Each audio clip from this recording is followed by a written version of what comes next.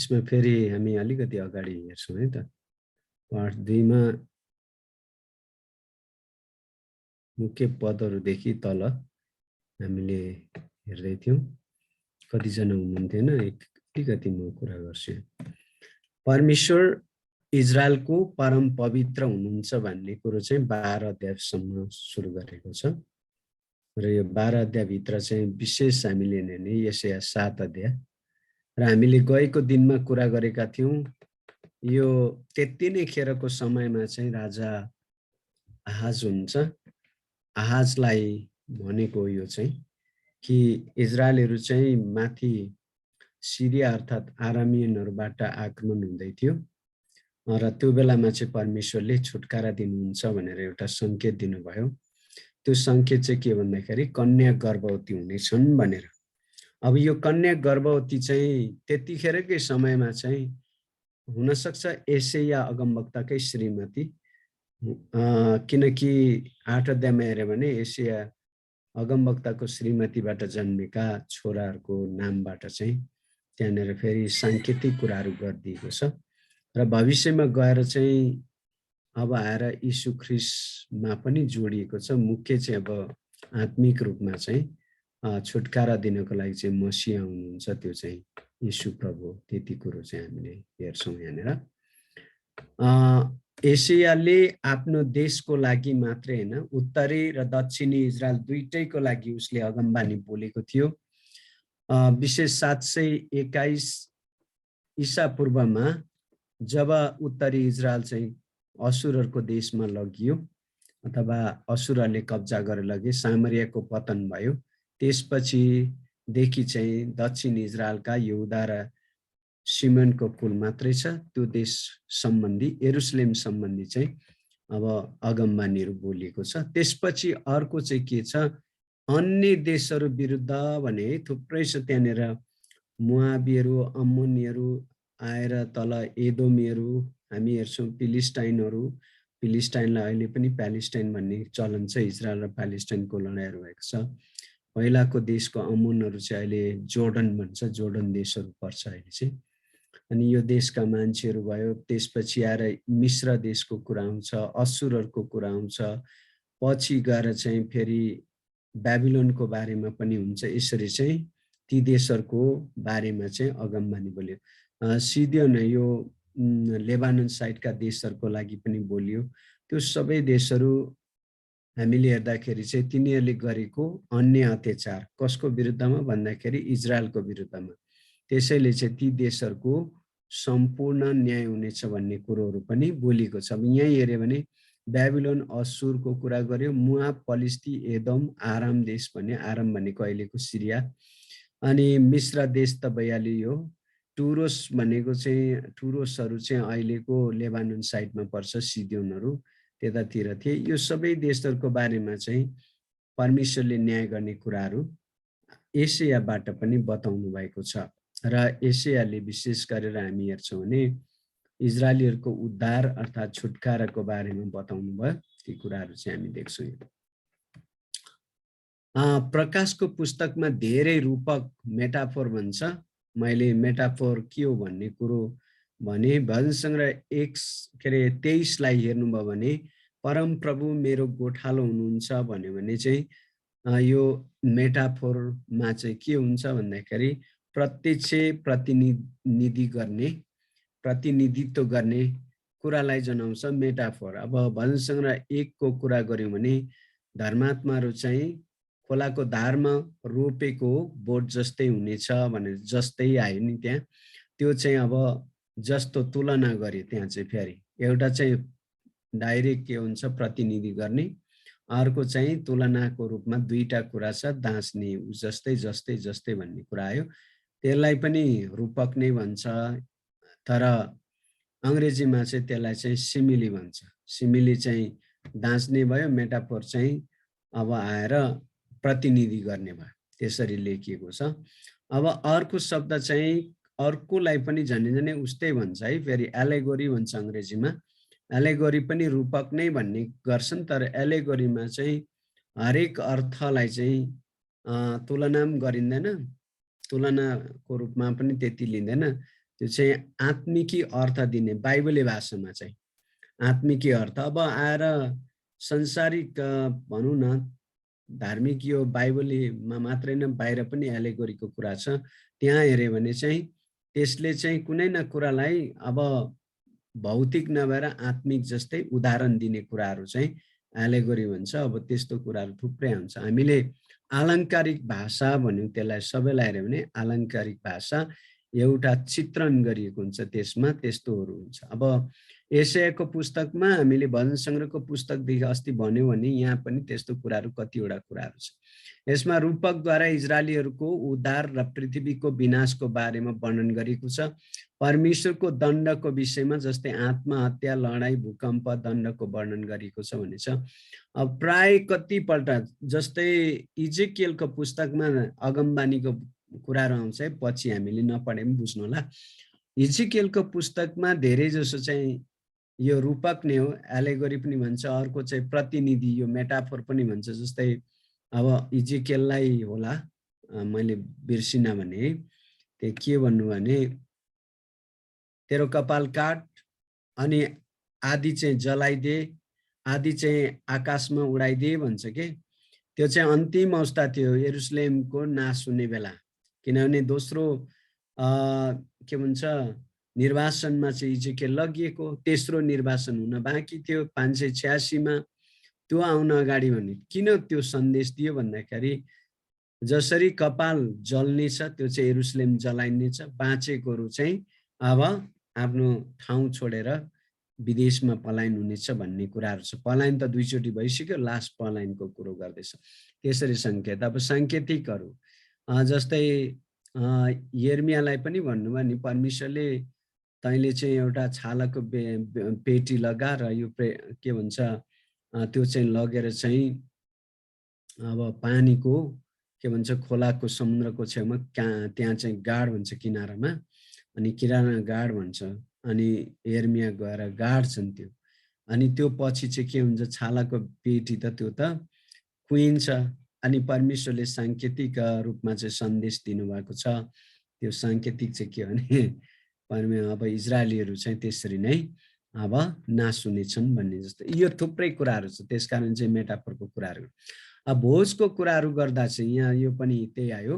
भोजको कुराले चाहिँ के हुन्छ, फेरि पनि त्यहाँ रमाट खुसियालीहरू आउनेछन् भन्ने कुरो चाहिँ बताइदिएको छ। त्यो तरिकाले चाहिँ यहाँ सन्देश दिएको कुरा छ। सहरको चित्रण पनि बनियो यहाँनिर। हामीले हेर्दाखेरि सहर के छ भन्दाखेरि सहर जो चाहिँ फेरि पनि बसालिनेछ भन्ने कुरा छ। एसियाले सहरको चित्रण गरेका छन् जुन उद्धारको विषयमा सन्देश दिन खोजेको छ। हाम्रो एउटा बलियो सहर छ, परमेश्वरले त्यसका भित्ता र पर्खाललाई उद्धार बनाउनुहुन्छ भन्ने कुरो दिएको छ। अब यसले चाहिँ के भन्दाखेरि फेरि पनि एउटा चाहिँ सहर बसालिनेछ, अनि सहर भनेको नै अब बलियो पनि हो। त्यो बेलाको समयमा बासिन्दाहरू फेरि फर्केर आउनेछन्, यरुसलेममा बस्नेछन् भन्ने कुराहरू चाहिँ देखाउनको लागि हो भन्ने कुरो छ। फल दिने सुन्दर दागबारी पनि एउटा तुलनात्मक रूपमा सन्देश दिएको छ। के भन्दैछ, यसलाई पनि उद्धारसँग तुलना गरेको छ। दागबारीले प्रशस्त फल दिन्छ किनभने परमेश्वर स्वयं नै यसको रक्षक हुनुहुन्छ। अब त्यो दागबारी वास्तवमै चाहिँ हामीले हेर्ने हो भने मानिसहरूलाई जनाउँछन्। मानिसहरू फेरि पनि निर्वासनमा गए तापनि उनीहरू फर्केर आउनेछन्। त्यो नै धेरै जसो अगमवक्ताले भनेको छ, तिनीहरू फेरि पनि आफ्नो देशमा उन्नति प्रगति गर्नेछन्, शान्ति हुनेछ भन्ने कुराहरू लेखिएको छ। अब कतिवटा यहाँ एसायाको पुस्तकमा चाहिँ धिक्कार पनि लेखेको छ। धिक्कारले चाहिँ न्याय गर्ने कुराहरू छ। परमेश्वरले इजरायलीहरूले परमेश्वरको वचन नमानेको कारणै धिक्कारको शब्दहरू यहाँ चाहिँ दिएको छ। थुप्रै छ होइन, 5औं यहाँ दियो यसरी चाहिँ। 5औं धिक्कार भन्ने शब्दमा छ असुरको धम्की विरुद्ध सुरक्षित हुनका लागि मिश्र देशसँगको सैनिकी हतियारमा पूर्ण रूपमा भर परे। को भर परे भन्दाखेरि पहिला चाहिँ उत्तरी इजरायल भर परेको छ, पछिदेखि चाहिँ अब उत्तरी इजरायल नभएपछि दक्षिणी इजरायल पनि भर परेको छ। त्यसकारण के हो त, तिनीहरूलाई धिक्कार। परमेश्वरमा भर पर्नु पनि नपरेको कारण धिक्कार भन्ने शब्द छ। हिजो अस्ति एउटा कुरा चाहिँ हामीले अगाडि गरेका छौँ, त्यो चाहिँ के हो, यशायाको पुस्तक चाहिँ दुईटा अगमवक्ता के दुईटा लेखकले लेखे, कसैले तीनटा लेखकले लेखे भन्छन्। अनि हामी चाहिँ के हो त भन्दाखेरि एउटै अगमवक्ताले लेखेको हो भन्नेमा चाहिँ हामी छौँ र क्रिस्चियनहरू यो 1875 भन्दा अगाडिसम्म चाहिँ एउटै लेखकले लेखेका हुन् भन्ने विश्वासमा थिए। तर पछि गएर उदारवादहरूले चाहिँ यो लेखहरू चाहिँ अलिक फरक छ। जस्तै 1 अध्यायदेखि 39 सम्म चाहिँ एउटा लेखकले लेखेको, किनभने यहाँको विषयवस्तु एउटै कुरामा छ, त्यो चाहिँ के हो भन्दाखेरि न्याय हुनेछ, इजरायलीहरूको न्याय हुनेछ, त्यो कुरामा केन्द्रित छ। अब 40 अध्यायदेखि लिएर 60-66 अध्यायको कुरा चाहिँ अर्कै विषयवस्तु छ। त्यसकारण यो एउटै लेखकले लेखेको होइन भन्ने कुरो चाहिँ त्यहाँ चाहिँ, किनभने उद्धार गरिने व्यक्ति विशेष गरेर कोरेस राजा आउनेछ भनेर नामै तोकेर एशियाले भनिदिएको छ। त्यसकारण यो चाहिँ त्यो राजा आएपछि कसैले लेखेको भन्ने कुरो गरेर दुईटा लेखक, अर्कोले तीनटा लेखक पनि छ भन्छ, किनभने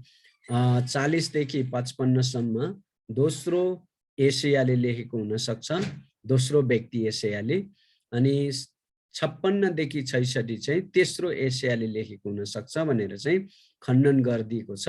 तर हाम्रो यहाँनिर हेर्ने भने सबभन्दा ठुलो चाहिँ अन्तर यो पदहरू पुस्तक भित्रैकै खण्ड खण्डमा हेर्यो भने पनि एउटै एशियाले लेखेको कुरो पत्ता लाग्छ। र अर्को चाहिँ मृत सागरमा भेटिएको डल्लै भनौँ पुरै एशियाको पुस्तकको अध्यायहरू छ, जो चाहिँ लगभग 250 BC-तिर अथवा ईसा पूर्वतिरसम्म अनुवाद गरेको कपी भेटियो 1947 होला, सन् 1947 त्यसकारण त्यसले पनि के पुष्टि गर्छ भने यहाँ तीनटा लेखक होइन, एउटैले लेखेको, किनभने तीनटाले लेखेको अथवा दुईटैले लेखेको भन्ने भए पनि सँगै एकै ठाउँमा चाहिँ एउटै रूपमा भेटिँदैन। त्यसकारण एउटै अगमवक्ताले लेखेको, जो चाहिँ यसै अगमवक्ता भन्ने कुरो छ। त्यही भएर चाहिँ यहाँ चाहिँ 40 देखिको कुरा पनि आउँदैछ है।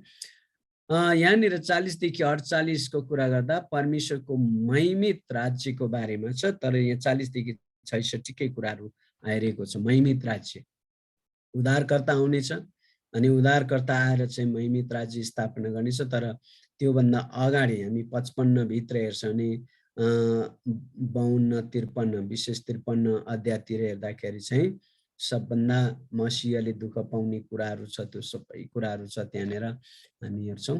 अनि त्यसपछि चाहिँ महिमित राज्य स्थापना हुनेछ भन्ने कुरो चाहिँ यहाँ दियो। र यहाँनिर एउटा तस्बिर दिइराखेको छ। फारसका राजा कोरेस परमेश्वरको औजार हो। फारसको राजा कोरेसको उन्नति र बेबिलोनको राज्यको उन्नति नै परमेश्वरको उद्धारका लागि अनुग्रही योजना भन्ने कुरो यहाँ हामी पाउँछौँ। विशेष गरेर 44 अध्याय 45 अध्यायतिर हेर्नुभयो भने कोरेस राजा, साइरस राजा भनेर चाहिँ त्यहाँ नामै लेखिदिएको छ। अब यसको कारण के हो भन्दाखेरि अब यो उद्धारकर्ताले भन्छ कसरी चाहिँ एकजना मान्छेको जन्मै नभई चाहिँ नाम तोक्न सक्छ, त्यसकारण यो एशियाले लेखेको होइन भन्छन्। तर फारसको राजा यो कोरेस राज्य कालमा राजा हुनुभन्दा लगभग 150 वर्ष अगाडि नै उहाँको नाम लेखिएको थियो। यसको कारण चाहिँ के हो त, परमेश्वरले दूर भविष्यको कुरा पनि जान्नुहुन्छ, मान्छे कहाँ जन्मिनेछ, कसको नाम के राखिन्छ त्यो पनि। अनि परमेश्वरले चाहिँ मेरा जातिको उद्धार चाहिँ यो व्यक्तिले गर्नेछ भनेर बोलिदिनु भयो एशियाबाट। अनि पछि दानियलको जीवनबाट पनि आएको छ। त्यसकारण जब यी राजा हुन्छन् तिनीहरूले सायद यो अगमबानीको वचन उनीहरूले सुन्न पाउँछन्, त्यसकारण तिनीहरू साँच्ची नै परमेश्वरका आत्माद्वारा त्यतिखेर चाहिँ चलाइयो इजरायलीहरूलाई उद्धार गरेको छ अथवा आफ्नो देश फर्किन सहायता गरेको छ। यहाँ हुन्छ यिर्मियाले भने अनुसार राजा कोरेसले इजरायलीहरूलाई 70 वर्षपछि यरुशलेममा फर्कन आदेश दिए भनेको छ। अब त्यो चाहिँ हामीले हेर्दाखेरि 605 देखि 3 चोटि हुँदाखेरि 586 मा चाहिँ लास्ट भएको थियो। हामीले हेर्दाखेरि त्यहाँदेखि हामीले गर्नुपर्छ 536 मा चाहिँ इजरायलीहरू हामीले हेर्दा 536 मा चाहिँ इस्रायलीहरू फर्केका छन्। अनि यहाँदेखि 70 वर्ष अगाडि तपाईले घटाइदिनु के अरे जोड्दिनुस् 536 देखि 70 वर्ष निस्कन्छ।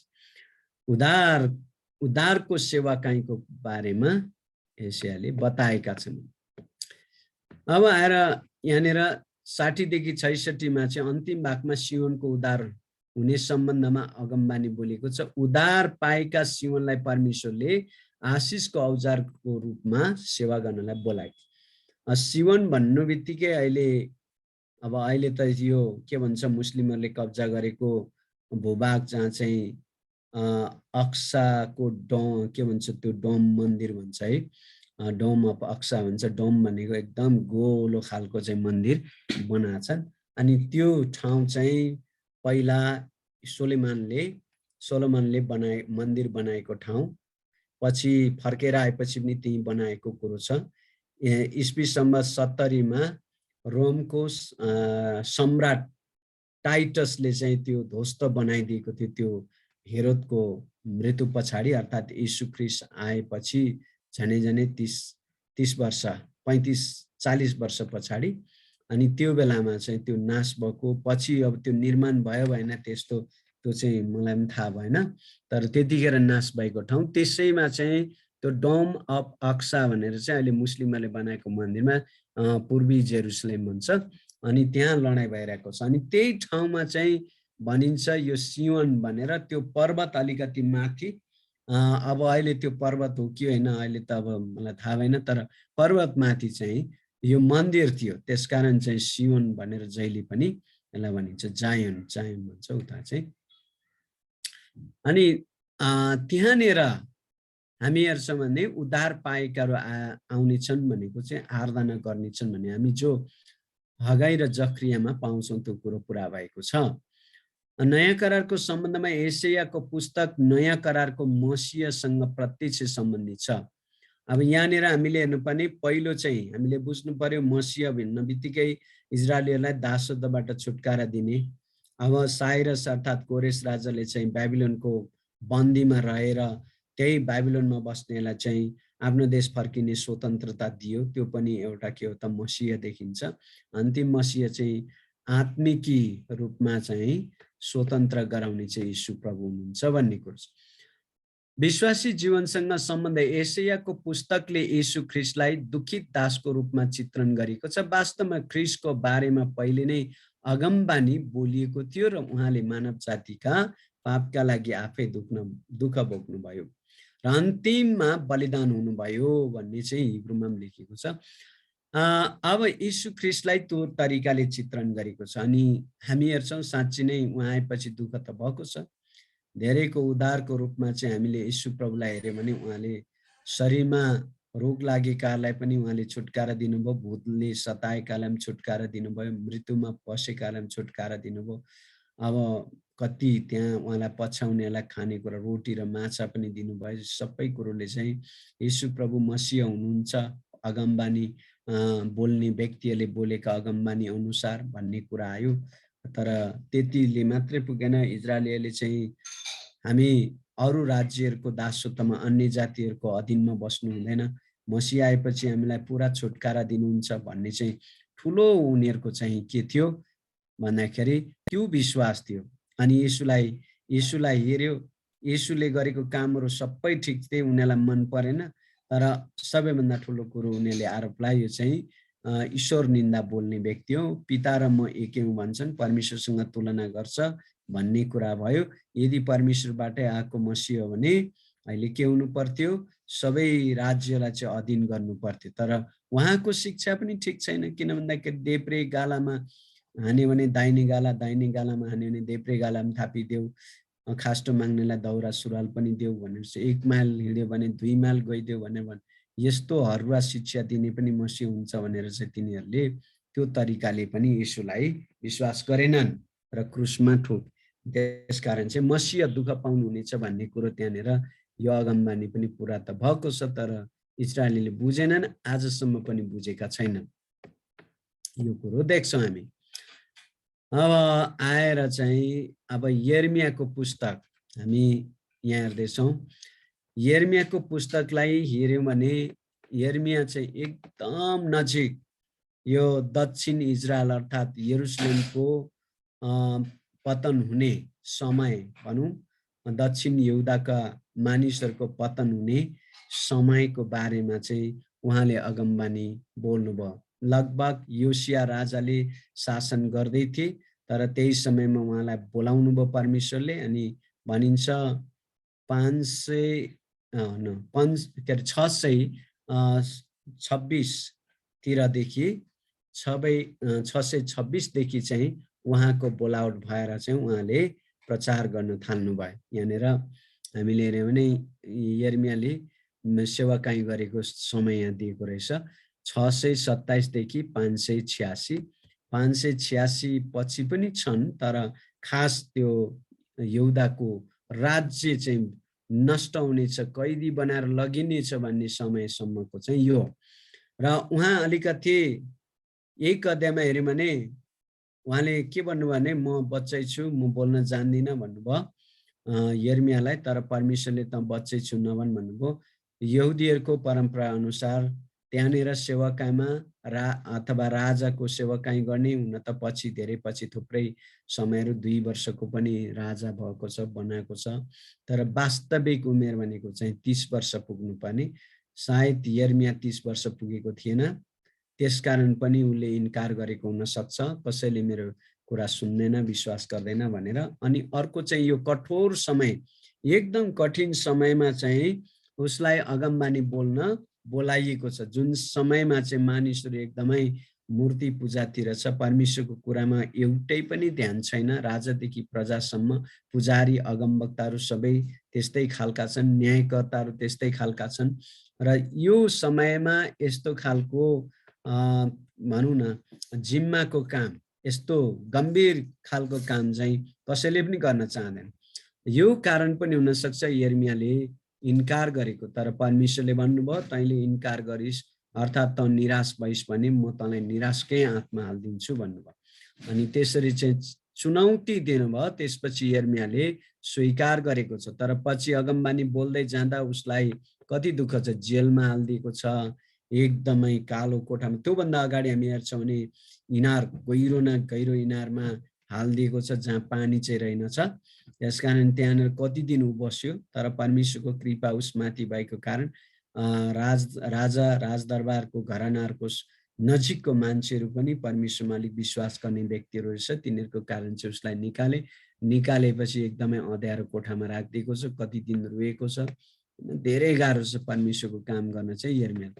अब हामीले भन्छौँ परमेश्वरको काम गर्ने व्यक्तिहरूलाई चाहिँ एकदम आशिष मिल्छ, खुसी मिल्छ, आनन्द मिल्छ, सबै कुरा। अब यो पुरानो करारको सेवाकाई हेऱ्यो भने यहाँनिर खुसी आनन्द हुने ठाउँै वातावरणै देखिँदैन, किनभने यिर्मया जस्तो सत्य वचन बोल्ने मान्छेहरूको विरुद्धमा राजादेखि साधारण मान्छेहरू पनि छ, परमेश्वरकै सेवामा लाग्ने अगमवक्ताहरू पनि छन्, पुजारीहरू पनि छन्, सबै। अनि अब नयाँ करारमा हेऱ्यौँ भने प्रभु यीशुकै जीवनमा हेऱ्यौँ सबै दुःखै दुःख छ। अनि अब अहिले हामीले जो वचन कहिले कहिले सुन्छौँ, कतिपल्ट त्यो यसो अलिकति गहिरेर हेऱ्यौँ भने परमेश्वरको सेवा गर्ने मान्छेहरूलाई सुख भन्दा दुःख छ भन्ने कुरो चाहिँ देखिन्छ।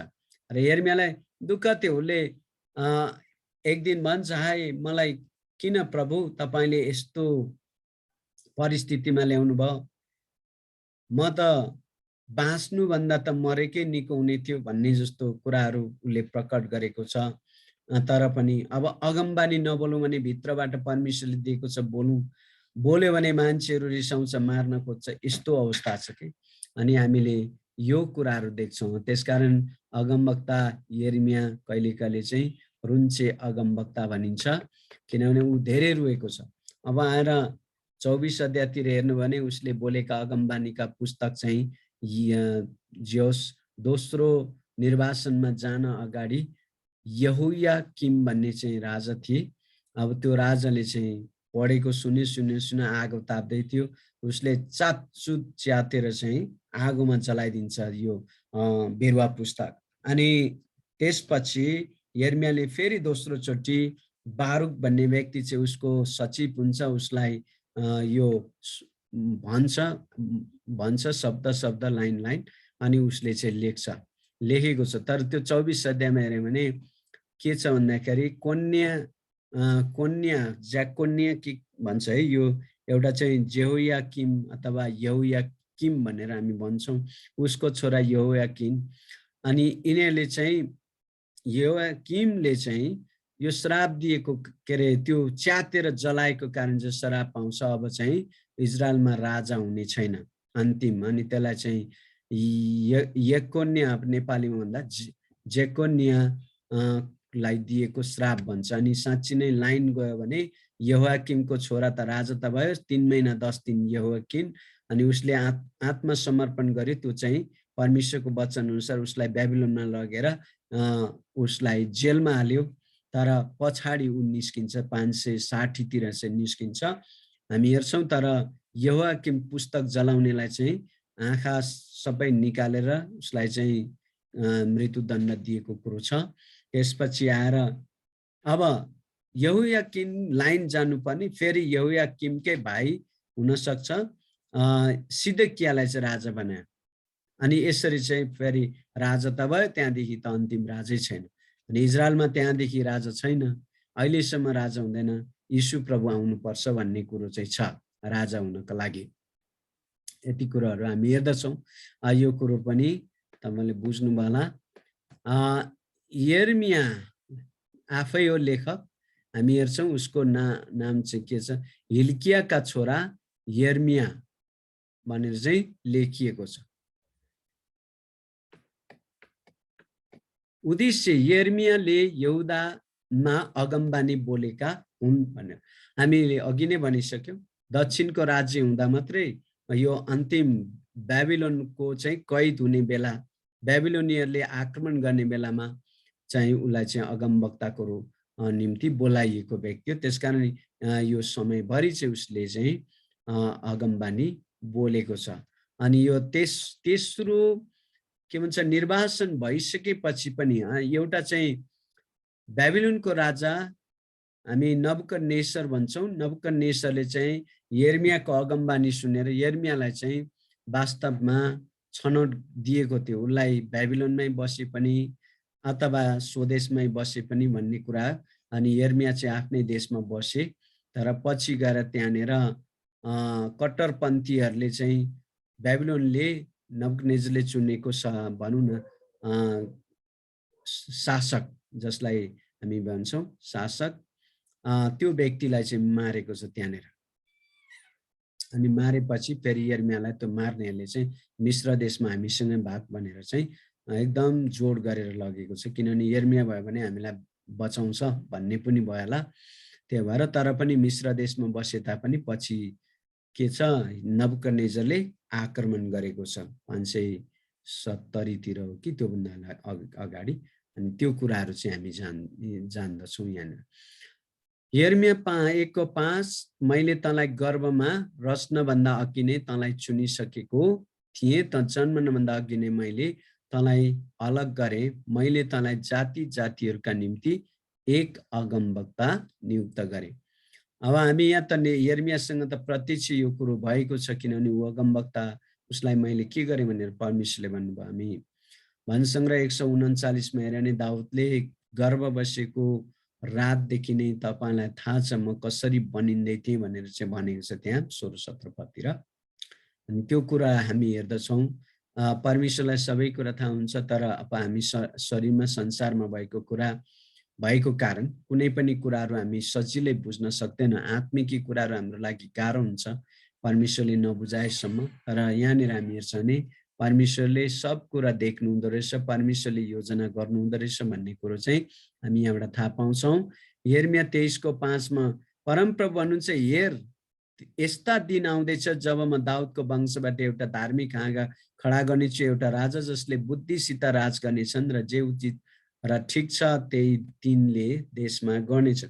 अब यो चाहिँ फेरि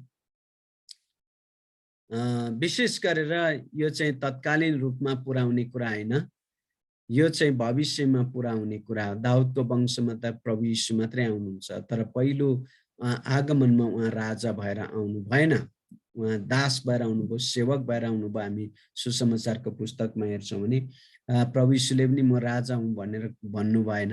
तर पिलातसले सोद्धा त्यो समयमा तपाईँ आफैले भन्दै हुनुहुन्छ भन्नुभयो। अनि त्यसपछि यो राजा हुने चाहिँ अब ठ्याक्कै दोस्रो आगमनदेखि मात्रै हो। अनि त्यो कुरोसँग जोडिएको हामी देख्छौँ। 29:11 हामीले सधैँ नै सुन्ने गर्छौँ, परमेश्वरले सबै कुरा चाहिँ के हो त भलाइको निम्ति गर्नुहुन्छ भन्ने कुरो चाहिँ यहाँ देखाइएको छ। अब तल विषयवस्तुहरू अलिअलि हामी हेर्नेछौँ। 10 अध्यायसम्म यस खण्डमा यहुदालाई परमेश्वरप्रति अविश्वासी देखाइएको छ। तिनीहरूले पुज्ने मूर्तिहरूलाई फुटेको भाँडासँग तुलना गरिएको छ। फुटेको भाँडामा पानी राख्न सकिँदैन, त्यस्तै गरी मूर्तिहरू पनि उपयोगी छन्। अब विशेष गरेर इजरायलीहरूले चाहिँ जति पनि अगमबानी यिर्मयाबाट सुने तापनि तिनीहरूले विश्वास गर्न गाह्रो थियो। किन भन्दाखेरि बहुसङ्ख्यक अगमवक्ताहरू चाहिँ झुटा अगमवक्ताहरू जसले मानिसहरूलाई भ्रमाउने काम गर्थ्यो है। अहिले पनि त्यस्तै छ नि हाम्रो देशमा। हामीले हेऱ्यौँ भने अब विभिन्न झुटो शिक्षाहरू आएका छन्। उनीहरूले बाइबल लिएरै मानिसहरूलाई विशेष गरेर चर्च जानेहरूलाई चाहिँ आक्रमण गरिरहेको छ। मान्छेहरू बुझ्दैनन्। अनि विशेष गरेर मान्छेहरू हामीलाई सबैलाई खाँचो चाहिँ संसारमा खान पिउनु बस्न आरामको लागि। अनि त्यस्ता मान्छेहरू आएर चाहिँ लोभ लालच देखाइदिन्छ, एकदमै प्रलोभनमा पार्छन्, लैजान्छन्। यस्तै कुराहरू चाहिँ यिर्मयाको समयमा पनि थिए। विशेष गरेर झुटा अगमवक्ताहरू चाहिँ राजालाई खुशामदी गर्ने, खुसी बनाउने अनेक प्रकारका थिए। त्यसकारण राजा पनि अलमल हुन्थ्यो र यिर्मयाले चाहिँ एकदमै परमेश्वरको वास्तविक सन्देश ल्याउँथे। त्यो चाहिँ पुरा कडा दण्ड दिने, विनाश हुने कुराहरू, आत्मसमर्पण गर राजालाई, ताकि चाहिँ यो देश बाँच्ने छ, यरुशलेम बाँच्ने छ, मन्दिर बच्ने छ। यो गर्दाखेरि चाहिँ अब राजाले पनि यो चाहिँ देशद्रोही हो भन्ने जस्ता शङ्का गरे। अर्को कुरो, राजालाई सल्लाह दिने मान्छेहरू सबै मूर्ति पूजकहरू थिए, अविश्वासीहरू थिए। त्यसकारण तिनीहरूले कहिले पनि राजालाई ठिक कुरो गर्न दिएनन्। त्यसकारणै हामी सिदकिया राजाको समयमा पनि राजाले केही गर्न खोजेको देखिन्छ, तर भारदारहरू त्यो सबैले गर्दा तिनीहरू के भए, कातर भए। अनि धेरै गाह्रो छ, कहिले भन्न गाह्रो छ। किनभने त्यो परिस्थितिमा के गर्ने, कसो गर्ने। यदि परमेश्वरले नै यिर्मया जस्तोसँग बोलेर चाहिँ प्रत्यक्ष सन्देश दिएको, बाटो देखाइदिएको अवस्थामा सजिलो छ, तर पछ्याउनै दिँदैन। मान्छेहरूले अल्मलाइदिन्छ के। अनि अहिलेको समयमा पनि यस्तै कुराहरू छ। हामी परमेश्वरबाट आएका कुराहरू कतिपल्ट थाहा पाउँदैनौँ, किनभने हामी अल्मलिरहन्छौँ। अनि हामी अरूलाई हेर्छौँ, अब विभिन्न मान्छेले परमेश्वरकै वचन प्रचार गरेको छन् चाहिँ, तर कसले कस्तो त्यो कारण चाहिँ अल्मलिन्छन्। यस्तै छ। त्यसकारण सत्य कुरो बोल्नेसँग चाहिँ मान्छेहरू हुँदैनन्। यिर्मयासँग मान्छे थिएन। अनि त्यहाँनिर हामी हेर्छौँ यिर्मयालाई साथ दिने मान्छेहरू प्राय देखिँदैन। अब सत्य वचनलाई सुन्नेहरू केही हुन्छन्, तर बोल्न नसक्ने हुन्छन् है। यी कुराहरू छ। यहुदीहरूको बीच धेरै खराब कामहरू हुन्थ्यो, जस्तै चोरी, हत्या, व्यभिचारी, मूर्ति पूजा। तैपनि यिर्मयाले तिनीहरूलाई परमेश्वरमा विश्वास गरी परमेश्वरको आज्ञा पालन गर्न सल्लाह दिन्थे। सबभन्दा ठुलो चाहिँ परमेश्वरतिर फर्क, विनाश आइरहेको छ, अनि आत्मसमर्पण गर, अनि मात्रै हामी बच्छौँ भन्ने कुरो थियो। तर मान्छेहरू आत्मसमर्पण गर्नै नचाहने। अब अहिले कहिले हामी सुन्छौँ नि, यो मातृभूमिको लागि लड्नुपर्छ भन्छन्। वास्तविक त्यो पनि हो। आफ्नो जमिन, आफ्नो ठाउँ, आफ्नो मान इज्जत, अब हामी नेपाली भएर बाँच्ने कुरामा हामी कसैसँग झुक्न सक्दैनौँ। एउटा ठिक हो, हाम्रो जुजु बराजुले लडाइँ गरेर नेपाली हो भन्ने कुरो, उनीहरूले चाहिँ गोर्खाली हो भनेर चाहिँ उनीहरूले गर्वका साथ सबैलाई शिर उठाउने एउटा मौका दिएको थियो।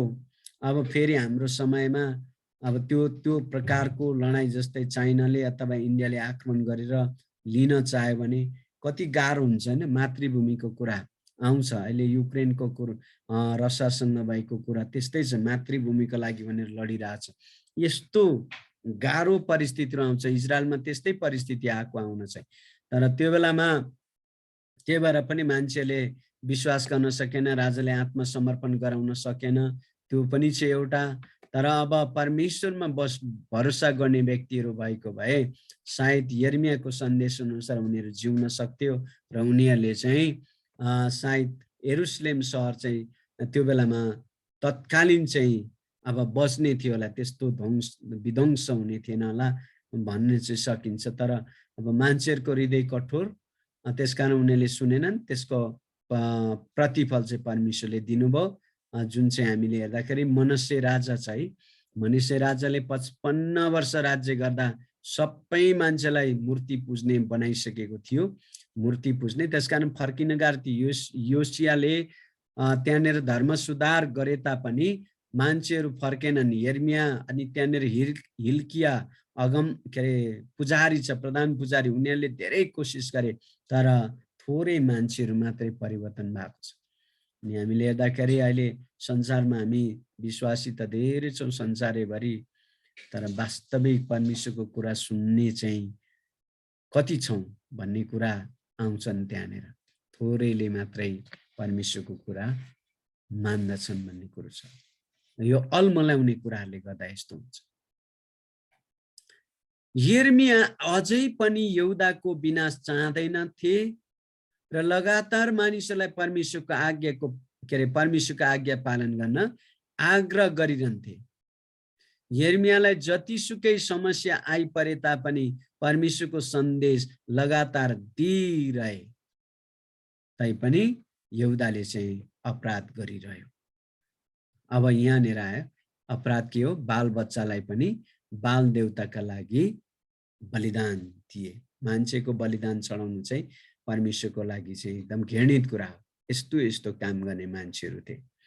तर परमेश्वरको काम गर्ने मान्छेहरू, सत्य काम गर्नेहरू, अघि नै मैले भने दुखै पाएका देखिन्छ।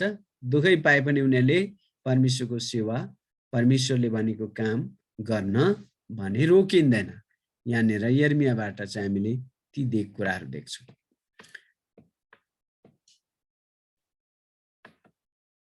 ल 5 मिनट हामी रोकौँ, त्यसपछि हामी फेरि सुरु गरौँला है। आज 5 मिनट चाहिँ हामी ब्रेक गर्छौँ।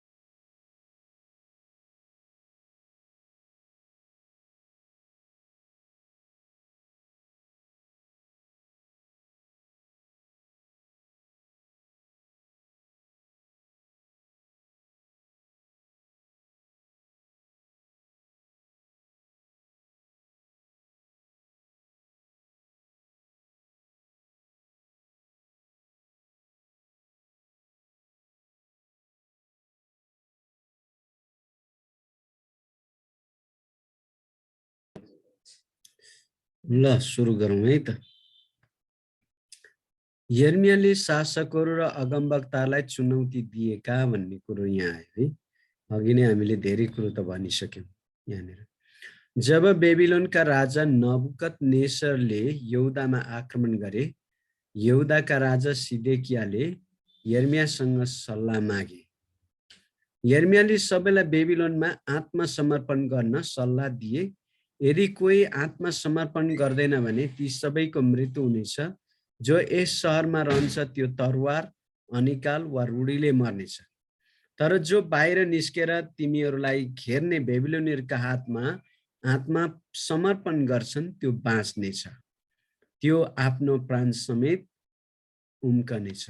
अब यो सबैभन्दा यो सन्देश हो।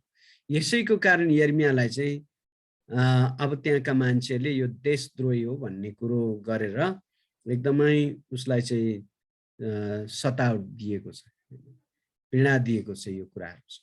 अनि सबैभन्दा ठुलो कुरो यहाँ छ, यो यहुदामा केही झुटा अगमवक्ताहरू पनि थिए र यर्मियाले तिनीहरूसँग सङ्घर्ष गरे। झुटा अगमवक्ताले जहिले पनि परमेश्वरको आशिषको बारेमा मात्र बोल्थे। तिनीहरू कहिल्यै पनि दण्डको विषयमा बोल्दैनथे, किनभने तिनीहरू परमेश्वरको नाममा नभई बाल देवताको नाममा बोल्थे। अब बाल देवताको नाममै बोलेको त हामी पाउँदैनौँ होइन, तर तिनीहरूले पनि परमेश्वरले नै यस्तो भन्नुभयो उस्तो भन्नुभयो भन्ने कुरा गरेका छन्। तर वास्तवमा तिनीहरू परमेश्वरले पठाएका मान्छेहरू चाहिँ थिएन।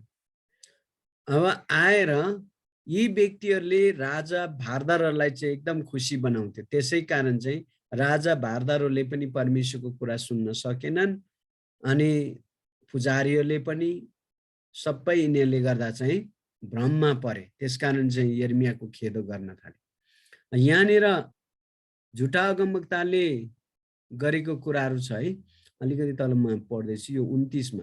झुटा अगमवक्ताहरू भन्छन् कि निर्वासित इजरायली छिट्टै यरुसलेममा फर्कन्छ, तर यर्मियाले इजरायलीलाई बेबिलोनमा 70 वर्ष बस्नु पर्छ भनेर भन्थे।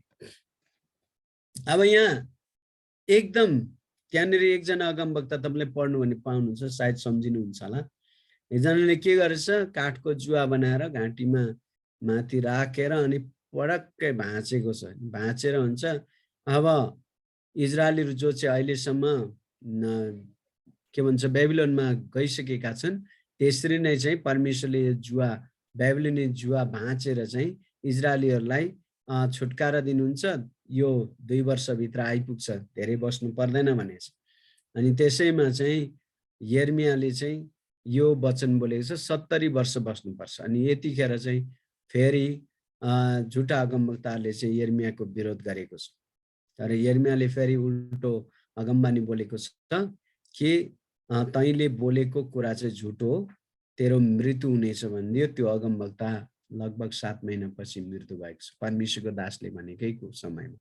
यसरी चाहिँ झुटा अगमवक्ता र साँचो अगमवक्ता छुटिएका छन्, तर पनि मान्छेले विश्वास गरेका छैनन्। सिदकिया राजाको कुरा अहिले हामीले ल्यायौँ। यो सिदकिया राजाको समय भनेको चाहिँ अन्तिम समय हो। यहाँनिर हामीले हेर्दाखेरि यहोयाकिम राजा भए तब नबुकदनेस्सरद्वारा बेबिलोनमा निर्वासित गरिए। यहोयाकिन यो चाहिँ छोरा, यहोयाकिमको छोरा, योसिया राजाको छोरा यहोयाकिम राजा भयो।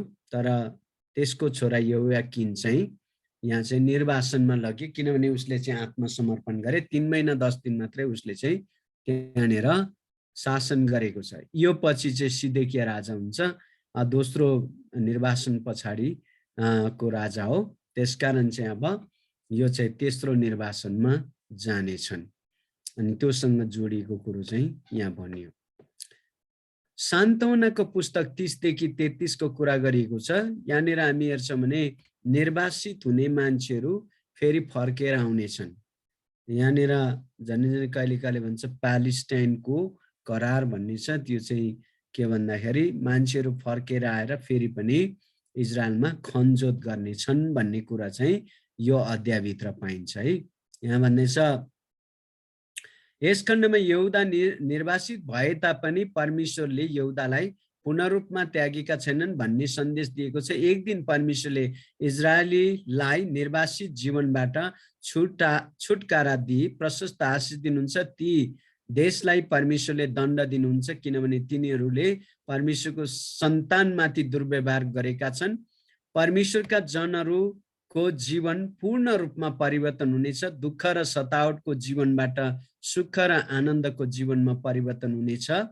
र यो 31 देखि 34 मा हामी हेर्छौँ भने यहाँ फेरि नयाँ करारको कुरा गरिएको छ है। यहाँ चाहिँ अनुसार परमेश्वरद्वारा इजरायली बीच नयाँ करार बनाउनुहुन्छ।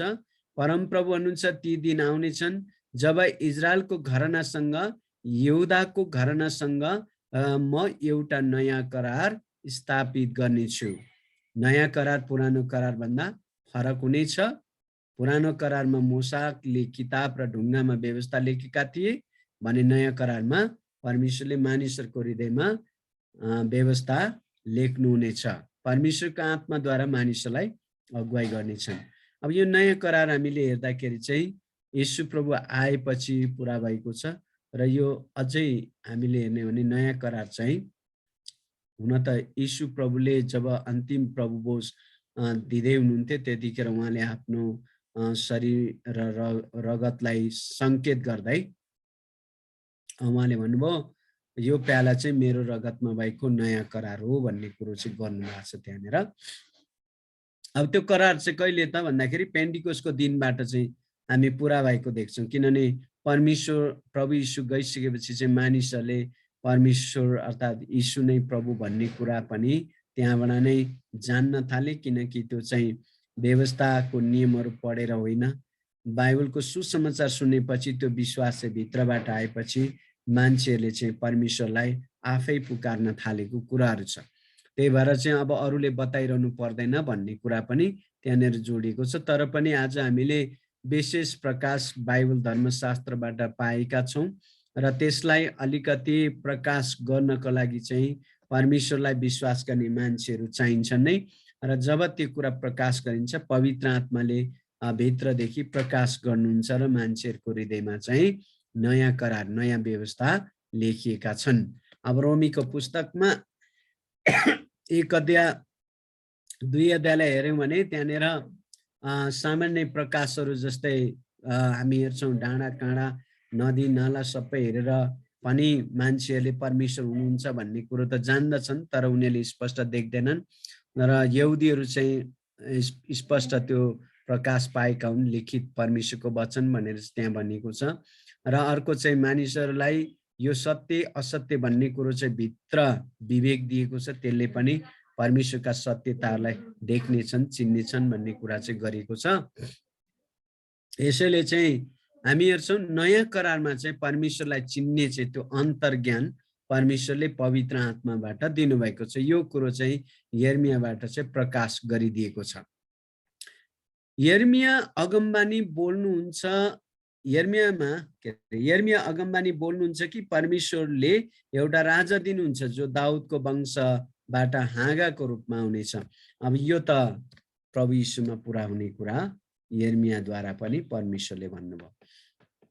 अनि हामीले अस्ति ठुला अगमवक्ताको पुस्तकहरू भन्ने बित्तिकै यही हो, विषयवस्तु चाहिँ एकदमै वृहत रूपमा चाहिँ राखिदिएको कारण ठुला अगमवक्ताहरू भनिएको कुरा।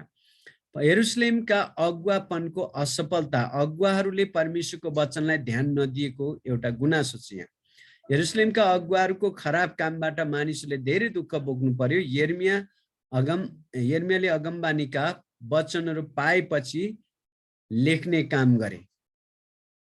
तर यहाँ के छ, यहोयाकिमले लेखेको वचन परमेश्वरको वचन सबै साना साना टुक्रामा काटेर आगोमा जलाइदिए हो।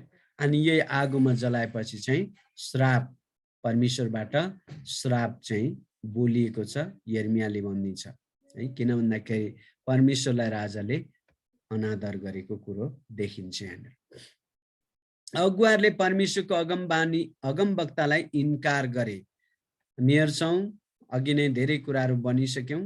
यहाँ छ परमेश्वर क्रोधित हुनुभएको छ र यरुशलेम सहर ध्वस्त हुनेछ, मानिसहरू निर्वासित हुनेछन् तर झुटा अगमवक्ताहरूले झुटा सन्देश दिन थाले कि यरुशलेम कोहीले पनि ध्वस्त हुँदैन। अब यस्तो तरिकाको उल्टो सन्देश दिएपछि अब गाह्रो छ, कसैले पनि गाह्रो कुरा सुन्न मान्दैन के। दण्ड आउँछ भन्ने त मान्छेलाई नराम्रो लाग्छ, मान्छे यो त जहिले पनि यसले चाहिँ एकदमै निराशा मात्रै ल्याउँछ, यो निराशा ल्याउने यो हुँदै होइन भन्ने कुरा गर्ने हुन्छ नि। यही कुरो चाहिँ यहाँ भएर झुटा अगमवक्ताहरू हाई हाई थिए, यर्मिया जस्तो सत्य अगमवक्ता चाहिँ एकदमै पीडित थिए। हामी यहाँ यो देख्छौँ। अब राजाले यर्मियालाई जेल पठाएर सजाय दिए। पछि यर्मियाका वचन अनुसार बेबिलोनका राजाले सहरमा आक्रमण गरी सबै ध्वस्त पारिदिए। यर्मियाले बोलेकै वचन चाहिँ पुरा भएको छैन। यरुशलेमको विनाश भएपछि के बताए? यरुशलेमको विनाश भएपछि नबुकदनेस्सरले गदल्या यहुदाको राज्यपालमा नियुक्त गरे। अब यो गदल्या भन्ने चाहिँ यहुदी चाहिँ होइन जस्तो छ, सायद गैर यहुदी पनि हुन सक्छ।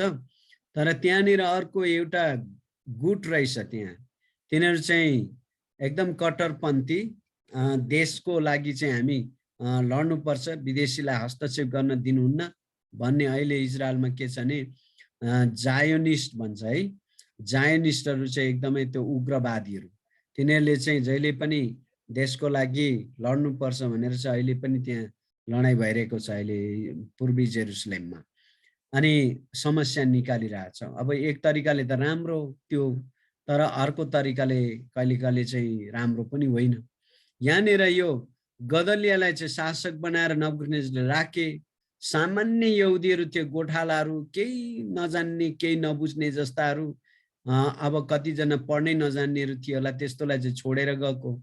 सबै जान्ने एकदमै युद्धमा लडाइँ गर्न सक्नेहरू त लगिहाले, पढे लेखेका पनि लगिहाले, धनी पनि लगिहाले, अनि त्यस्तोहरूको बिचमा शासक चाहिँ गदल्या। तर यो गदल्यालाई चाहिँ के गरेको छ, यो इस्माइली भन्ने व्यक्तिहरूले चाहिँ मारिदिएको छ, गदल्यालाई चाहिँ मारिदियो। त्यसपछि यहाँ लेखेको छ, अफिसरहरू मध्येका एक व्यक्ति इस्माइलले गदल्यालाई मारे। त्यसपछि धेरै मानिसहरूलाई फेरि निर्वासित गरियो, तर इस्माइल बच्न सफल भए। निर्वासित, धेरै निर्वासित कहाँ गयो भने तिनीहरू भागेर मिश्रमा गए के, निर्वास आफ्नै तरिकाले गएको छ। अनि हामी धेरै जस्तो सुन्छौँ नि, अलेक्जेन्ड्रिया भन्छ मिश्रमा, यहुदीहरू धेरै गएर बसेको ठाउँ रहेछ त्यो, त्यहाँनिर गए। यर्मियालाई पनि जबरजस्ती तिनीहरूले लगे भन्ने कुरो छ। त्यहाँ रहेका यहुदीहरूलाई यर्मियाले सहरमै रहन सल्लाह दिए, तर तिनीहरूले मानेनन् र मिश्रमा भागे। तिनीहरूले यर्मिया र बारुकलाई पनि लिएर मिश्रमा गए। उनीहरूले मिश्रमा धेरै समस्याहरू भोग्नु पर्यो। मिश्रमा गएर पनि इजरायलीले मूर्ति पूजा गर्न थाले। यर्मियाले तिनीहरूलाई चेतावनी दिए कि यदि मूर्ति पूजा गर्यो भने ठुलो क्षति भोग्नु पर्नेछ। मिश्रमा पनि के भए, त्यहाँनिर नबुकदनेस्सर गएर चाहिँ पछि आक्रमण गर्छ, यो कुरो छ। अन्य देशको विरुद्धमा अघि नै हामीले एसायामा पनि हेर्यौं, यी देशहरूको विरुद्धमा अगमबानी भएको छ। के छ? मिस्र, पलिस्ती, मोआब, आम्मोन, एदोम, दमास्कस, बेबिलोन र अरू देशहरू, यो सबै चाहिँ छिमेकी देशहरू। यिनीहरूले इजरायलीहरूको विरुद्धमा गरेको कामको कारण चाहिँ यिनीहरूलाई दण्ड दिइरहेको छ परमेश्वरले। नयाँ करारमा यर्मिया 31 देखि 34 मा परमेश्वरले उहाँका जनहरूसँग नयाँ करार स्थापना गर्नुभयो। अब यो चाहिँ भविष्यमा पुर्याउने यर्मियाको समयदेखि, तर त्यो चाहिँ येशू ख्रीष्टमा आएपछि चाहिँ पुरा भएको छ। यसै पनि ख्रीष्टले प्राप्त गर्नुभएको सेवा त्यतिकै बढी श्रेष्ठ छ, जतिको उहाँले मध्यस्थता गर्नुभएको करार पुरानो भन्दा उत्तम छ। हिब्रू 7 अध्याय पढ्यौं। अब विशेष 7 अध्याय कुरा नगरौँ, हिब्रूको पुस्तक पढ्यौं भने नयाँ करारमा येशू ख्रीष्ट चाहिँ सबैभन्दा सर्वश्रेष्ठ, अगमवक्ताहरू भन्दा, पुजारीहरू भन्दा हामीले त्यहाँ सर्वश्रेष्ठ भएको कुरो चाहिँ देख्दछौँ। अब आएर न्यायकर्ताको कुरा, न्यायकर्ताहरू भन्दा पनि सर्वश्रेष्ठ हामी देख्दछौँ। त्यसकारण नयाँ करार, जो पुरानो करारको बारेमा यर्मियाले भने, नयाँ करार अब स्थापना गर्नेछु परमेश्वरले भन्नुभएको छ भन्नुभयो, अनि त्यो कुरो चाहिँ प्रभु यीशुमा पुरा भएको छ। यो नयाँ करार ख्रीष्टले आफ्नै रगतद्वारा स्थापना गर्नुभएको हो। लुका 22 को 20। उहाँको मृत्युको रगतद्वारा मानिस जातिको पाप क्षमा भएको छ, जो जतिले उहाँलाई विश्वास गरेका छन्। अब कहिले हामी सुन्छौँ कि आज यीशु प्रभु चाहिँ सारा संसारको लागि पापबाट उद्धार गर्नलाई मर्नु भएको भन्ने कुरो हामी सुन्छौँ। अनि अन्तर्धार्मिक यो सङ्गठनहरूमा चाहिँ कुरा के हुन्छ भने जहीँ गए पनि ईश्वर एउटै हो भन्छन् के। अल्लाहमा गए पनि, बुद्धिस्टमा गए पनि, अब आएर हिन्दूमा पनि अथवा के भन्छ सनातन धर्ममा, त्यहाँ चाहिँ के हुन्छ, एउटै ईश्वर हो, मुक्ति त्यहाँबाट पनि छ, जुन बाटो गए पनि हामी त्यही ठाउँमा पुग्ने हो भनेर उदाहरण पनि दिन्छ। तर अब आएर हामीलाई प्रभु यीशु स्वयंले चाहिँ यूहन्ना 4 अध्यायमा सामरीको स्त्रीसँग कुरा गर्दा के भन्नु, मुक्ति चाहिँ यहुदीहरूबाट आउँछ भनेर उहाँले भन्नुभयो। त्यसपछि यहुदी को त यीशु प्रभु। अब आएर चाहिँ यहाँनिर हामीले हेर्दाखेरि फेरि नयाँ करार अनुसार पनि यीशु प्रभुले नै स्थापना गर्नुभएको नयाँ करार हो। अनि त्यो नयाँ करारलाई स्वीकार गर्ने जतिले उहाँलाई विश्वास गर्छ तिनीहरूले मात्रै उद्धार पाउनेछन् भन्नेको हामी पाउँछौँ। त्यो कुरो चाहिँ यिर्मियाबाट पनि यहाँ पुरा भएको छ। यिर्मिया अति नै आज्ञाकारी थिए। उनले जति समस्या सङ्घर्ष गर्न परे तापनि परमेश्वरको वचन अनेक आज्ञाकारी भई लगातार बोलिरहे। त्यसै गरी हामी पनि यिर्मिया जस्तै आज्ञाकारी हुनुपर्छ भन्ने कुरो चाहिँ अगमवक्ताको जीवनबाट चाहिँ हामीले त्यो सिक्न सक्छौँ। र अगमवक्ताको जीवनबाट बोलिएका वचनहरू चाहिँ अब विभिन्न तरिकाले एकदमै मार्मिक छ। परमेश्वरले सत्य अगमबानीको वचनहरू पठाउनु भयो भने हामीले सायद त्यो चिन्न सक्यौँ र पालन गर्न सक्यौँ भने आशिष मिल्छ भन्ने कुरो हामी सिक्न सक्छौँ यहाँबाट। तर पनि एउटा चाहिँ समस्या चाहिँ के छ, संसारमा झुटो शिक्षा जहिले पनि छ, त्यसले जहिले पनि अल्मलाउँछ। र अर्को चाहिँ जसले चाहिँ सबै कुरो राम्रो मात्रै हुन्छ है भनेर प्रचार गर्छ भने त्यहाँ पनि हामीले सोच्नुपर्छ। किनभने यिर्मियाको समयमा झुटा अगमवक्ताले सबै राम्रो फलिपाप एकदमै सुरक्षाको कुरो गरिरहेका थिए, तर पाप गर्ने मान्छेहरू बढिरहेका थिए। अनि त्यो बिचमा चेतावनी दिने त अरू त छैन। त्यसकारण यिर्मियाले चाहिँ दुःख एकदमै समस्या आउँदैछ भनेर प्रचार गरे, जसको कारण चाहिँ यिर्मिया विरोधमा परे, समस्यामा परे।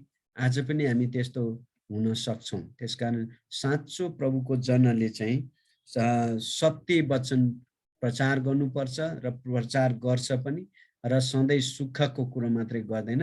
यदि साँच्चै नै दुःखको कुराहरू पनि त्यहाँ आउँदैछन् भन्ने कुरो परमेश्वरले देखाउनु भएको वचनहरू चाहिँ प्रचार गर्छ। र विशेष परमेश्वरतिर फर्किने वचन चाहिँ प्रचार गर्दछ भन्ने कुरो चाहिँ हामीले जान्नुपर्छ। बिलापको पुस्तक यिर्मियाकै यो पूरक पुस्तक हो भन्ने कुरो हामीले जान्नुपर्छ। किनभने यिर्मियाले प्रचार गर्दा गर्दै लास्टमा यो 586 को दिनमा, त्यो दिनहरूमा भएको घटना चाहिँ बिलापको पुस्तकमा लेखिएको छ। र यो बिलापको पुस्तक भन्न बित्तिकै यिर्मिया अघि नै हामीले भन्यौँ एकदमै दुःख कष्टमा परेर रुने मान्छे थिए। अनि यो पुस्तकमा आयो भने यिर्मियाले एकदमै रोएको कुराहरू छ। विपत्ति देखेर मान्छेले अगमबानीको वचन नसुनेर आज यो हालत भयो भन्ने कुराहरू यिर्मियाले प्रस्तुत गरेको छ। 5वटा पुस्तकमा 5वटा कुराहरू चाहिँ त्यहाँनिर 5वटा विषयहरू चाहिँ राखिदिएको हामी पाउन सक्छौँ। बिलापका पुस्तकलाई हिब्रू भाषामा एका अथवा अङ्ग्रेजीमा चाहिँ अलास भन्छ है। यो चाहिँ ला भन्ने कुरो भयो। एका भनेको अलास भनेको चाहिँ ला। अब ला सबै सिद्धियो के, ला बिग्रेर गयो, यो कुरोसँग चाहिँ छ अलास भनेको। अर्थ रुनु र शोकमा डुब्नु भन्ने चाहिँ जनाउँछ भनेर भन्दैछ। यस पुस्तकमा लडाई, निर्वासित र भयावहको स्थितिका कारणहरूले मानिसहरू निकै नै समस्या र शोकमग्न अवस्थामा रहेको देखाएको छ।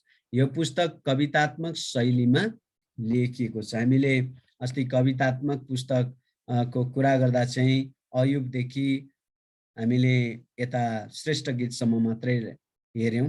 अनि हामीले हेर्छौँ भने कवितामा लेखिएका खण्डहरू विभिन्न पुस्तकमा छ। त्यो चाहिँ त्यहाँ कवितात्मक पुस्तकमा राखिएको छैन। विलापको पुस्तक हो भने पुरै कविताको शैलीमा लेखिएको छ। अनि हामीले हेर्दाखेरि त्यहाँ गीतकै रूपमा चाहिँ प्रस्तुत गरेको छ, तर त्यो गीतको रूपमा प्रस्तुत भए पनि एकदम गहिरो गहिरो कुराहरू, जो भइसकेका कुराहरू वर्णन गरेको छ र भोलि आउने कुराहरू पनि वर्णन गरेको कुरो हामी पाउँछौँ। लेखक यिर्मया आफै भएको कुरो छ। यिर्मयाले यरुशलेमको विनाश देखेका थिए र मानिसहरूको विलापको अवस्था पनि देखेका थिए, सबै देखेका थिए। ग्रीक र अरामिक परम्पराले यिर्मयालाई नै यस पुस्तकको लेख हो भनेर पुष्टि गरेका छन्। अब ग्रीक भनेको ग्रीक भइहाल्यो, ग्रीक भाषा। अरामिक युनानीहरू, यो युनानीमा लेखिएको कारण चाहिँ कहिले कहिले भनिन्छ युनानी। आरामिक भनेको चाहिँ अहिलेको सिरिया, उत्तरी इजरायल भन्दा अझै उत्तरमा थिए। यिनीहरू को परम्पराले पनि यिर्मयाले लेखेको भने। अब हामीले यहाँनिर यो अरिगेन भन्ने चाहिँ यो पनि व्यक्ति हो, 250 ईसा पूर्वतिर लेखिएको, ईसा पूर्व होइन, यो चाहिँ 250 ईस्वी सम्मतिर लेखिएको अरिगेन भन्ने व्यक्तिले। अनि जेरोम भन्ने उसले पनि, हामी ल्याटिन भाषामा भन्छन् ल्याटिन, यहाँनिर हामी हेर्छौँ भने मैले बिर्सेँ कि पुरै पुरानो र नयाँ करार ट्रान्सलेसन गरेको छ यो मान्छेले, जेरोमले। सुरुका क्रिस्चियन विद्वानहरूले पनि यिर्मयालाई नै समर्थन गरेका छन् भनेछ। यो चाहिँ अब हामी प्रेरितहरूको युगभन्दा पछाडि चाहिँ प्रेरितको चेलाहरू थिए, तिनीहरूलाई एपोस्टोलिक फादर्स अथवा प्रेरितीय पिताहरू भनिन्छ। त्यो चाहिँ झन्डै 150 ईस्वीसम्म छ। 150 भन्दा पछाडि चाहिँ यो प्रेरितीय धर्मगुरुहरूबाट चेला भएकाहरू छ, तिनीहरूलाई चाहिँ चर्च धर्मगुरु अर्थात् चर्च फादर भनिन्छ। तिनीहरूको समय त्यो 250 तिर, अनि त्यही समयको कुरो चाहिँ अरिगेन। तर यरोम अथवा जेरोम चाहिँ त्यो 250 भन्दा पछाडिको। अनि यिनीहरूले यहाँ लेख्दाखेरि उनीहरूको पुस्तकमा चाहिँ यो चाहिँ यिर्मयाको पुस्तक हो भनेर चाहिँ लेखेको पाइन्छ। उद्देश्य के हो त भन्दाखेरि यिर्मयाले लेख्नुका कारण यहुदा परमेश्वर प्रति विश्वास नभएको र मूर्ति पूजाका कारण उत्पन्न भएको परिणाम देखाउनुलाई हो। यहुदालाई किन विनाश गरियो त भनेर अब यिर्मयाले स्पष्ट देखाएको छ। यो व्यवस्थाको पुस्तकमा जति पनि श्राप र के अरे आशिष र श्रापका कुराहरू लेखिएको छ, विशेष श्रापको तह तहको कुराहरू लेखिएको छ, त्यो कुराहरू देखाएर आज परमेश्वरको जनले परमेश्वरको व्यवस्थालाई उल्लङ्घन गरेको कारण यो विपत्ति आयो भनेर चाहिँ देखाइदिएको छ। त्यसकारण यसभन्दा पछाडि पनि अब परमेश्वरको आशिष चाहिँ परमेश्वरको व्यवस्था पालन गर्यो भने मात्रै आउँछ है भन्ने कुरो छ। र 5 अध्यायमा चाहिँ यिर्मयाको प्रार्थनाकै कुरा छ भविष्यमा आउने पिढीहरूको लागि। पापका कारण दुःख, शोक र भयावह स्थितिको सृजना आइपर्छ भनेर पनि देखाइएको छ। मुख्य पद 1 को 21, अब थुप्रै छ पदहरू, त्यहाँ मुख्य पदहरू हेर्यो भने, तर पनि यसलाई लिएको छ एउटा मुख्य पदहरू विषयवस्तुको रूपमा। मानिसले मेरा सुस्केरा सुनेका छन्, तर मलाई सान्त्वना दिने कोही छैन। मेरो सबै शत्रुहरूले मेरो विपत्तिको कुरा सुनेका छन्। तपाईले यसो गर्नुभएकोमा तिनीहरू खुसी छन्। तपाईले घोषणा गर्नुभएको दिन ल्याउनुहोस् र तिनीहरू सबै म जस्ता हुन्। यो एउटा प्रार्थना जस्तो पनि हो। यिर्मयाले जति पनि अगमबानी बोल्यो, सुस्केरामा बस्यो, मान्छेहरूले उसको त्यो सुस्केरालाई वास्ता गरेन, सान्त्वना दिएनन्। त्यो कुरो उसले व्यक्त गर्न खोजेको छ। तर आज उनीहरूलाई मै जस्तो सुस्केरामा बिताउने व्यक्तिहरू बनाउनुहोस्, ताकि उनीहरूले चाहिँ यो काम स्वीकार गरून् भन्ने कुरो चाहिँ विशेष यिर्मयाले प्रार्थना गरेको पाउँछौँ। र विपत्तिको समयमा कोही पनि हुँदैन। वास्तवमा सुखशैलमा बस्ने मान्छेहरूलाई वास्ता हुँदैन, विपत्तिमा मर्ने मरिरहन्छन्। हामी एउटा इङ्ग्लिसमा पढ्न पाउँछौँ, यो के भन्छ भने फल अफ इकारस भन्छ। यो युनानी कथा हो। यो मान्छे चाहिँ बाउले बनाइदिएको यो के भन्छ प्वाखको पखेटा बनाइदिएको, मैनबत्तीले चाहिँ पखेटा जोडिदिएको थियो, उडेर माथि सूर्य कहाँ पुग्छ। बाउले त भनेको थियो नउड्नै, सूर्यको तापले पक्रेर जान्छ भन्यो। अनि त्यो इकारस चाहिँ खुसी भएर उडेर माथि माथि पुगेको छ। हुन त यो सन्दर्भ अलिक फरक, तर मैले अर्को कुरा मात्रै भन्न लागेको छु। ऊ सूर्य कहाँ पुगेछ उत्साहित भएर। लास्टमा त्यो इकारसको त्यो प्वाखहरू मैन पक्लेर झरिहाल्यो। लास्टमा त्यो एकदमै अब प्वाखै नभएपछि त उड्न सकेन, झर्यो। कहाँ झर्यो भन्दाखेरि समुद्रमा, समुद्रको किनारा छेउमा चाहिँ झर्यो। किनारै भन्नाले चाहिँ पानीभित्र नै बिचमै छ। तर त्यो किनारामा मान्छेहरू चाहिँ हलो जोतिरहेको छ, कोही कटनी गरिरहेको छ, कोही चाहिँ घर बनाइरहेको छ, कोही अब रमाइलो गरिरहेको छ। यस्तो छ, तर त्यो झरेको उनीहरूलाई मतलबै छैन। अनि संसारमा विपत्तिमा पर्ने मान्छेलाई कसैले मतलब गर्दैन, र जसलाई पर्छ त्यसलाई चाहिँ धरती आकाशै खसे जस्तो हुन्छन् भने त्यो अवस्थामा नहुने मान्छेहरूलाई चाहिँ केही पनि हुँदैन, वास्तै हुँदैन, अर्का बिग्रेको भत्केको। यो कुरो चाहिँ यहाँ हामी देख्न सक्छौँ कि आज साँच्ची नै यो विपत्तिमा आज यर्मियाको कुरा नसुनेर यर्मिया एकदम थकित अवस्थामा छ, तर उसलाई सान्त्वना दिने मान्छे छैन। तर अब परमेश्वरले तिनीहरूलाई त्यसै गरून् भन्ने कुरो पनि यहाँनिर परमेश्वरको दासले भन्दैछ। तिनीहरू पनि म जस्ता हुन्, सुइसुला हाल्ने, सुस्केर हाल्ने हुन् भने। 3:22 परम प्रभुको महान प्रेमले गर्दा हामी भस्म भएका छैनौँ, उहाँका कृपाको अन्त कहिल्यै हुँदैन। अब जो बाँचिरहेका छन् नि ती व्यक्तिहरूको कुरा यहाँ चाहिँ आउँदैछ। यरुशलेम ध्वस्त बनाइरहेको छ, तर पनि बाँच्नु पर्ने मान्छेहरू जो परमेश्वरले चाहिँ कृपा गर्नुभएको मानिसहरू चाहिँ त्यहाँ बाँच्दैछन् दुःखको माझमा पनि। त्यो कुरो सम्झना गराउँदै गरेको कुरो छ। यरुशलेमको विनाशको कारण विलाप यहाँनिर हामी हेर्छौँ 1 देखि 3 एकैचोटि यहाँ राखिदिएको छ। के कारण हो त भन्दाखेरि यिनीहरूले पाप गरेको कारण। यहुदाका पापका कारण परमेश्वरले मन्दिर दरबार अन्यको विनाशद्वारा क्रोध देखाउनु भयो। पुजारी र अगमवक्ताले पनि ठुलो विनाश सहनु पर्यो, किनभने तिनीहरूले मानिसलाई अपराध गर्न उक्साएका थिए। सबै मान्छेहरू त्यहाँ थिए, भारदारहरूदेखि राजादेखि सबले चाहिँ। अनि लास्टमा त्यो चेतावनी उनीहरूले स्वीकार नगरेको कारण चाहिँ आज त्यो अवस्था आयो। यर्मिया स्वयंले पनि त्यो विनाशको स्थिति देखेर विलाप गरेका थिए। खानाको अभावले गर्दा मानिसहरू मरेको मानिसलाई खान बाध्य थिए। अब यो व्यवस्था 28 अध्यायको 15 पददेखि पढ्यौं भने त्यहाँनिर एउटै कुरो गरेछ। अन्तिम अवस्था चाहिँ के हुन्छ, मानिसले आफ्नै आमाले पनि आफ्नै बच्चा चाहिँ लुकाई लुकाई खान्छ भनेको छ है, दण्ड। त्यो श्राप परेपछि, अनि ठ्याक्क विलापमा चाहिँ यहाँनिर के छ, यर्मियाले त्यही देख्यो। सहरमा खानेकुरा थिएन। हामीले दोस्रो राजा अन्तिमतिर पढ्यौं, इतिहासमा पढ्यौं भने त्यहाँको राजा सिदकिया स्वयं पनि गुन्टा पोका पारेर पर्खाल, सहरको पर्खाललाई पाल पारेर राति भाग्दैछ, किनभने त्यहाँभित्र कुनै खानेकुरा थिएन। अनि भाग्न त तल मृत सागरको पश्चिमतिर, त्यहाँ चाहिँ के भन्छ भने खारा समुद्र भन्छ है, खारा समुद्र। अनि त्यहाँनिर पुग्दाखेरि अब राजा नबुकदनेस्जरको सेनाले समातेर उसलाई लान्छ। यी कुराहरू देख्छौँ, खाना नभएको कारण। अनि सहरवासीहरू भोकै छ, कति दिनदेखि शत्रुले घेरेको, कति महिना भयो। अब त्यहाँनिर हामी हेर्छौँ त्यो बेलामा अन्तिममा यरुशलेम ध्वस्तै बनाउँदा त्यहाँनिर के भएको छ, मान्छेहरूले मान्छेकै मासु खाएको छ। संसारमा मान्छे भनेको मान्छे हो, चाहे कालो, चाहे सेतो, चाहे गोरो, जस्तो भने मान्छे हो। मान्छेले मान्छेको मासु खानु भनेको चाहिँ त्यो श्राप हो। कुकुरले त कुकुरको मासु खाँदैन, अनि मान्छेले मान्छेको मासु खानु चाहिँ श्रापित हो।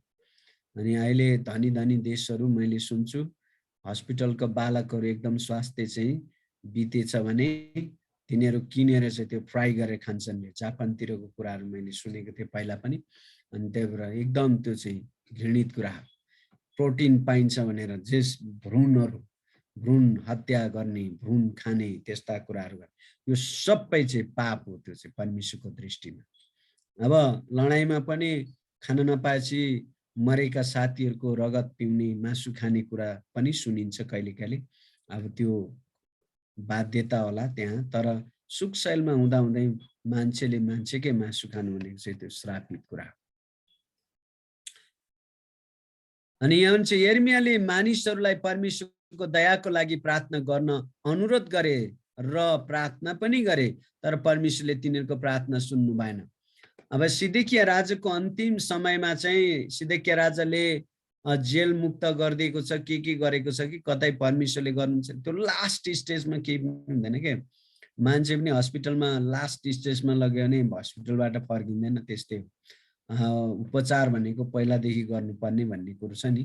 त्यसकारण परमेश्वरको नजिकमा झुक्नुपर्ने, प्रार्थना गर्नुपर्ने, समर्पण गर्नुपर्ने चाहिँ जतिखेर मान्छे एकदम असल छ, स्वास्थ्य छ, राम्रो छ, त्यतिखेर। अब लास्ट मिनेटमा गरेपछि त त्यो त सिद्धिहाल्छ नि। त्यही किसिमको कुरो छ। यरुशलेमको आशाको कुराहरू छ है, यो 3 देखि 5 अध्यायमा छ। यरुशलेमको भयावह स्थिति भए तापनि मानिसहरूलाई परमेश्वरले उद्धार गर्नुहुन्छ भन्ने आशा थियो। परम प्रभुको महान प्रेमले गर्दा हामी भस्म भएका छैनौँ, उहाँका कृपाको अन्त कहिले हुँदैन। यरुशलेमको प्रार्थना थियो कि परमेश्वरको क्रोध ती देशहरूमा भएको होस् जसले यरुशलेमलाई ध्वस्त पारे।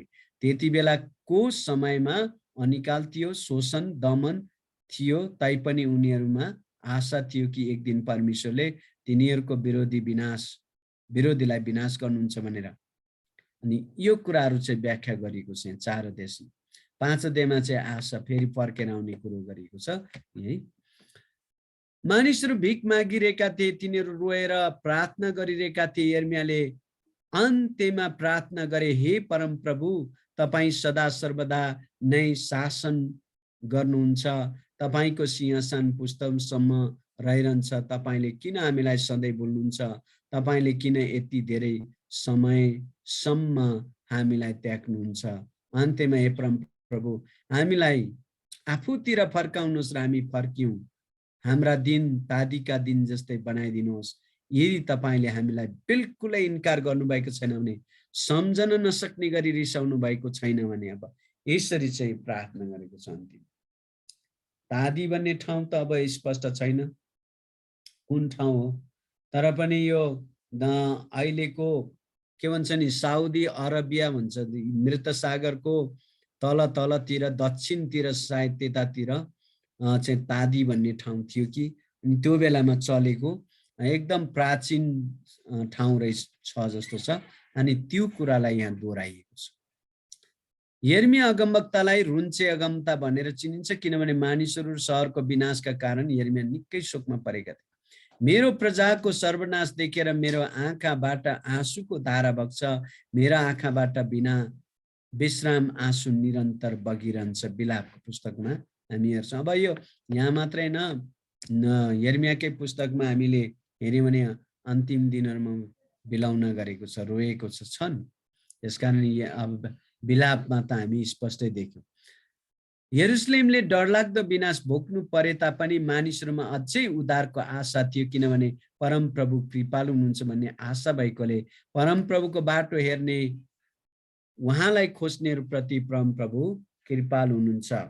अब यसै कारण पनि परमेश्वरले सहर नाश गर्दा, मन्दिर ध्वस्त पार्दा, अब यरुशलेमबाट विदेशमा लगिएका यहुदीहरूलाई परमेश्वरले कृपा गरेर एउटै ठाउँमा चाहिँ युफ्रेटिस नदीको सायद पारीतिर, पश्चिमतिर होला, उत्तर पश्चिमतिर, त्यहाँनिर चाहिँ एउटा सायद नहर बनाएको थियो। त्यो सहरतिर पानी लाने नहर हुन सक्छ बेबिलोनको सहरमा। अनि त्यो किनारातिर चाहिँ यहुदीहरूलाई राखेको हुन सक्छ। त्यही भएर इजेकियलले दर्शन देख्दा चाहिँ कबार नदीको किनारामा म थिएँ, मलाई यहाँ लगियो भनेर बताएको पाउँछौँ। अनि त्यो नदी वरिपरि चाहिँ शुद्ध यहुदीहरूलाई राखेका थिए। अनि के भन्छ, यो अगाडिका राज्य चाहिँ असुरको राज्यले जस्तो छासमिस बनाएन, शुद्ध जुन जुन देशबाट लिएको त्यही देशको एउटा ठाउँमा राखिदिए। तिनीहरू आफ्नो के भन्छ आफ्नो जाति, आफ्नो भाषा, आफ्नो रीतिरिवाज उनीहरूले त्यहाँ बसेर पनि पालन गर्न सक्थ्यो, त्यस्तो किसिमले राखे। अनि त्यहाँनिर त्यो चाहिँ परमेश्वरको कृपा। तर परमेश्वरको कृपा फेरि के छ, पछि फेरि स्वदेशमा फर्काएर ल्याउने चाहिँ कृपा छ।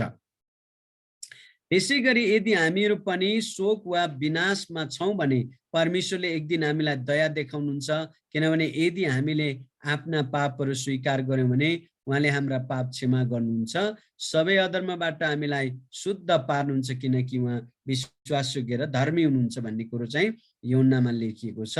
ती कुरा यहाँनिर मिलाइ के भन्छ अलिकति सान्दर्भिक बनाइएको हामी पाउँदछौँ। अनि अब हामी यति कुरा हामीले हेर्यौँ यहाँ। तर अब हामी इजेकियल पनि आउँदैछ।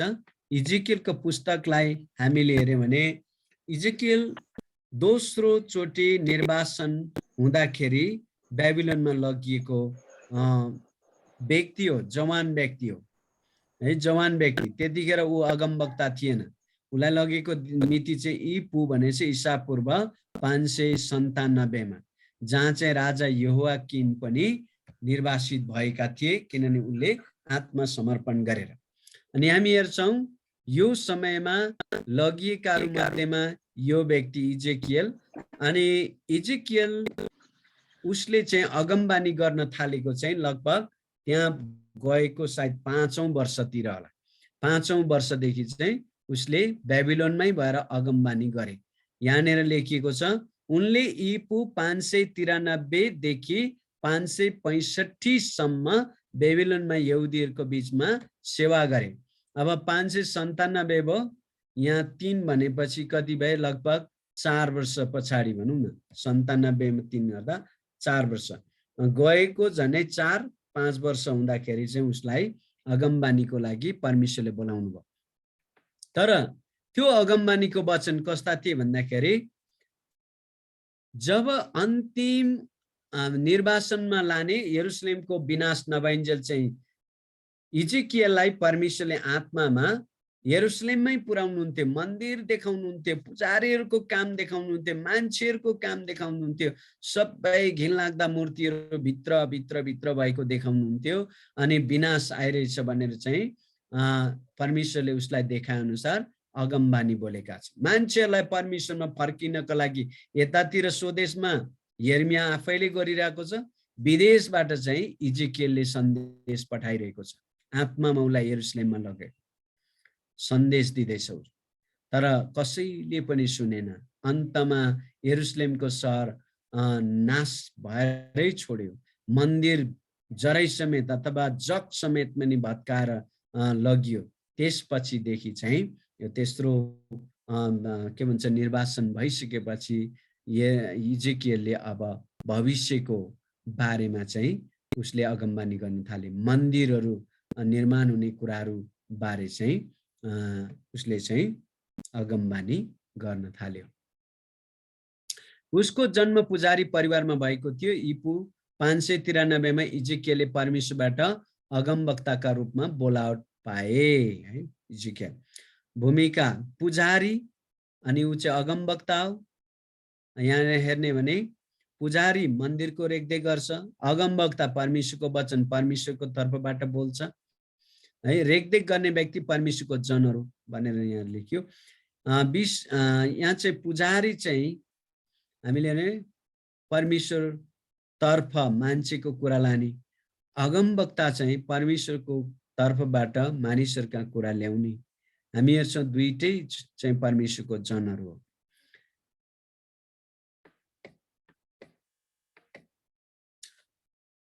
पुजारीले मन्दिरमा सेवा गर्छ, अगमवक्ताले परमेश्वरको वचन ल्याउँछ। अनि दुईटै व्यक्तिहरूले चाहिँ के गर्छन्, परमेश्वरको जनहरूको नै रेखदेख गर्छ भनेको। यो इजेकियलको उद्देश्य के रहेछ भन्दाखेरि परमेश्वरको सर्वव्यापी शक्ति जुन उहाँ दण्ड र उद्धार गर्न प्रयोग गर्नुहुन्छ। यरुशलेमलाई तत्काल आउने दण्डको विषयमा चेतावनी दिन परमेश्वरको वचन कहिले पनि खेर जाँदैन भन्ने सन्देश दिनु। परमेश्वर सर्वत्र उपस्थित हुनुहुन्छ, जहाँ पनि उहाँको आराधना गर्न सकिन्छ। अब इजेकियललाई उता बेबिलोनमा भएर परमेश्वरले आत्मामा चाहिँ यरुशलेमको कुरा देखाउनु, अनि कति सम्भव रहेछ परमेश्वरको लागि भन्ने कुरा छ। आशिष प्राप्त गर्न मानिसहरूलाई आज्ञा पालन गर्नुपर्छ। आशिष पाउनलाई परमेश्वरको राज्य आउँदैछ भन्ने कुरो चाहिँ अब भविष्यको कुरा छ, किनभने हजार वर्षको समयमा पृथ्वीमा बन्ने मन्दिरको नापहरू सबै चाहिँ इजेकियलले देखाएको छ, त्यहाँनिर देखेको छ र त्यहाँनिर उसले चाहिँ लेखेको छ। मुख्य पद इजेकियल 33:11, यसैले तिनीहरूलाई भन, जस्तो म जीवित छु परमप्रभु परमेश्वर भन्नुहुन्छ, दुष्टहरूको मृत्युमा म खुसी हुन्न, तर तिनीहरूको आफ्नो चाल त्यागेर बाँचुन् भनी म चाहन्छु। आफ्नो दुष्ट चाल त्याग, हे इजरायलका गणना हो, तिमीहरू किन मर्छौ। अब हामीले यहाँनिर 40 अध्यायदेखि चाहिँ अर्कै सन्देश केन्द्रित हुन्छ। अब 39 सम्मको सन्देश चाहिँ यरुशलेमको विनाश भइरहेको छ, मानिसहरू परमेश्वरमा फर्कुन् भन्ने कुरो चाहिँ विशेष जोड दिएर लेखिएको छ। 36:26 मा, म तिमीहरूलाई एउटा नयाँ हृदय दिनेछु, तिमीहरू भित्र म नयाँ आत्मा हालिदिनेछु, तिमीहरूबाट ढुङ्गाको हृदय निकालेर म त्यसको सट्टामा तिमीलाई मासुको हृदय दिनेछु। अघि यर्मिया 31 अध्यायको 31 देखि 34 पदमा नयाँ करार भनिएको थियो, ठ्याक्कै त्यही हो। यो चाहिँ है इजेकियलद्वारा पनि यो बोलियो।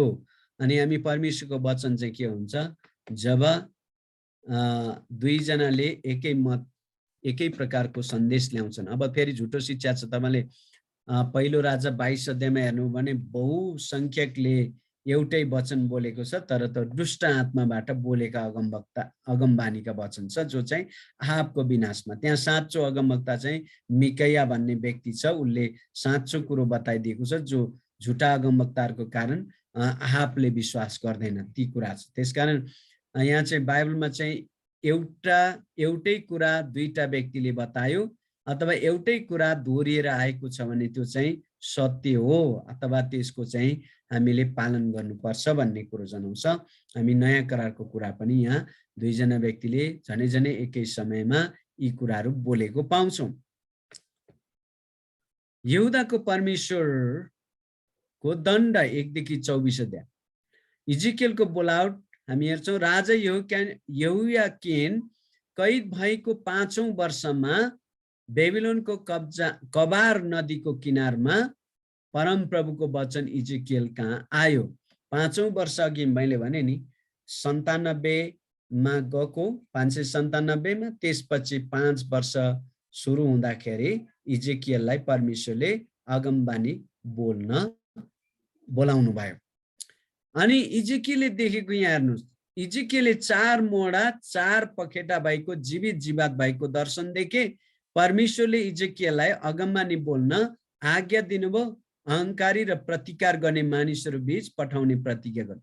अब यो 4 जीवित जीवातको कुराहरू हामी हेर्छौँ। अब त्यहाँनिर धेरै खालको अनुवादहरू पनि छन्, तर 4 मोडा भन्ने बित्तिकै एक तरिकाले हेर्दा चाहिँ परमेश्वर सर्वत्र जान्नुहुन्छ भन्ने कुरालाई देखाउँदैछ। 4 पखेटा भएका जीवित प्राणी देखाएको छ। एशिया 6 अध्यायमा पनि त्यहाँ हेऱ्यो भने करूबहरूको 4वटा पखेटा छ। 4वटा पखेटामा 2टाले चाहिँ मुख ढाकेको छ, हैन। त्यहाँनिर के छ भने 2टाले खुट्टा ढाकेको छ अनि 2टाले उडेको कुरा छ त्यहाँ, हैन। त्यस्तो कुरा देख्छौँ। अनि हामी हेर्दछौँ अब पखेटा 4वटा हुनुको मतलब चाहिँ एउटा एकदमै चाँडो उड्ने पनि देखाइन्छ, एकदमै द्रुत गतिमा जाने कुरा पनि देखाइन्छ। यहाँनिर हामी हेर्छौँ, सायद यसको अनुवाद यहाँ राखिएको छ कि छैन।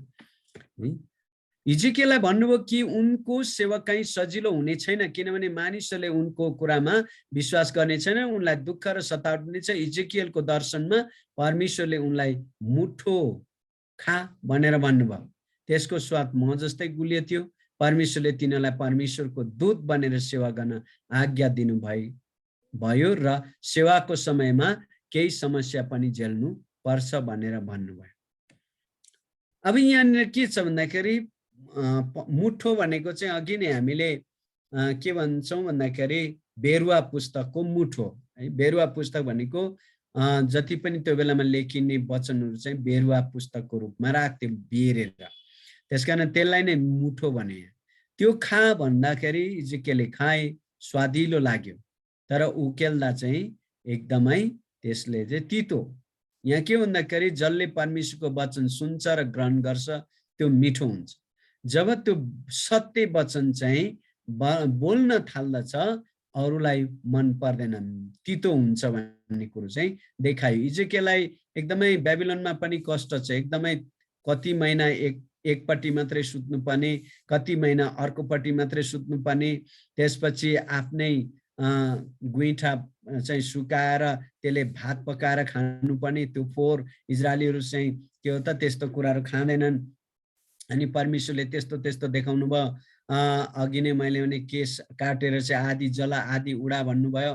त्यसपछि अर्को चाहिँ तेरो श्रीमती, त्यहाँनिर भनेको छ तेरो श्रीमती अब मर्नेछ भन्यो, श्रीमती पनि मरेको कुरोहरू छ। सबैले चाहिँ सांकेतिक सन्देश दिइरहेको छ इजरायलीहरू जो यरुशलेममा भएकाहरूलाई चाहिँ। अनि हामी त्यो देख्दछौँ। अनि असल दिन चाहिँ आएन इजेकियलको समयमा, त्यो बेलामा अगमबानी बोल्ने बेला। त्यसपछि इजेकियलले 4 वटा चिन्हद्वारा सन्देश दिए कि परमेश्वरले इजरायलीहरूको पापलाई अति नै गम्भीरतापूर्वक लिनुहुन्छ। पापले गर्दा इजरायलीहरू न्यायको दिनमा प्रवेश गर्दैछन् भन्ने कुरो संकेत दिनुभयो त्यो सन्देशबाट। 6 देखि 7 मा परम प्रभुको दिनमा यी 3 वटा कुराहरू पर्दछन्: पाप विरुद्ध परमेश्वरको दण्ड, परमेश्वरको जनहरूको जीवन पवित्र हुनु र जनहरूको उद्धार हुने कुरा केन्द्रित छ। यहाँ विशेष गरेर परम प्रभुको दिन हामीले योएलको पुस्तकमा पनि भन्यौं।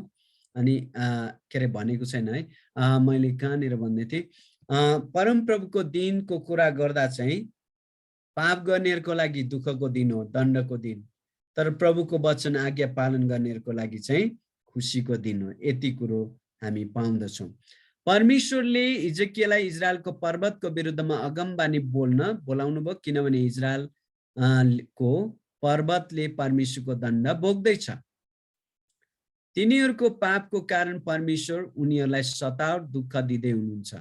त्यति मात्रै होइन कि परमेश्वरले तिनीहरूले पूजा गर्दै आएको मूर्तिहरू, अग्ला अग्ला ठाउँहरू सबै ध्वस्त पारिदिनु हुनेछ। इजरायलीहरू लडाईका कारण, रोगका कारण, भोकमरीका कारण मर्नेछन्। अब यही हो दण्ड चाहिँ। हामी प्रकाशको पुस्तकमा पढ्यौं भने यस्तै नै छ। एक तिहाई मान्छेहरू त्यो जने हामीले एउटा विपत्ति गर्यौं भने 21 वटा विपत्ति छ।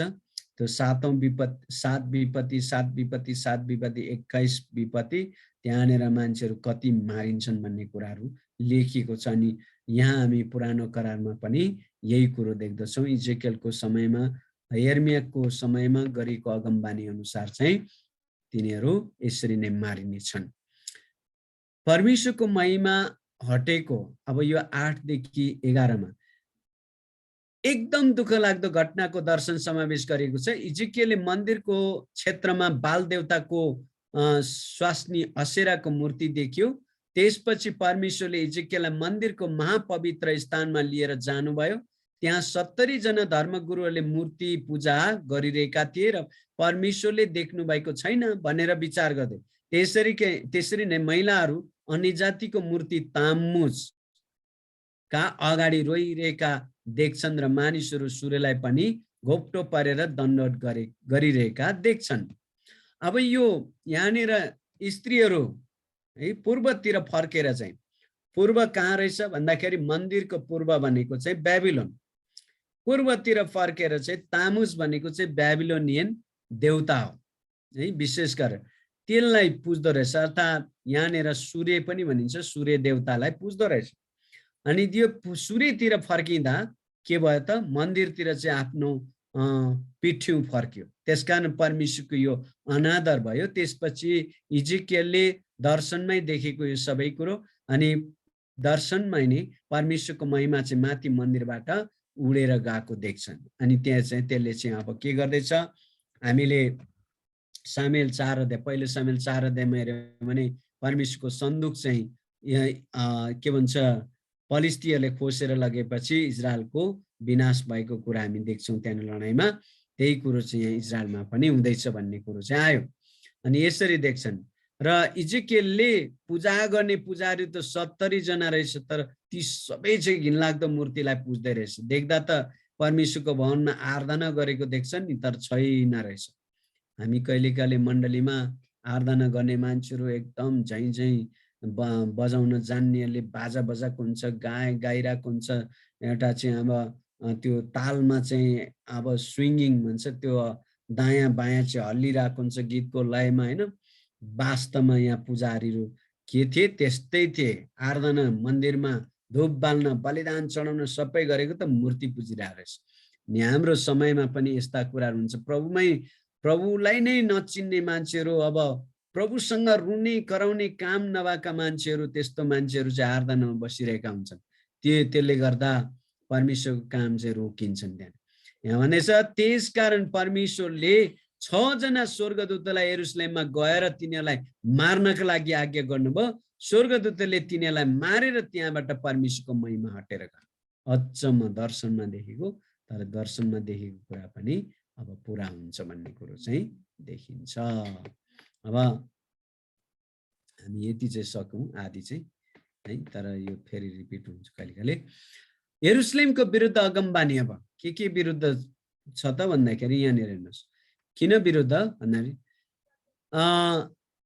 यरुशलेमको नैतिक र धार्मिक कार्यको विरुद्ध इजेकियलले बोलेका छन्। इजेकियलले यरुशलेमलाई यी 3 चिजहरूसँग तुलना गरेका छन्। बेकामको दागको बोट, दागको बोट भनेको अंगुरको बोट, व्यभिचारी स्वास्नी, 2 गडुरहरू।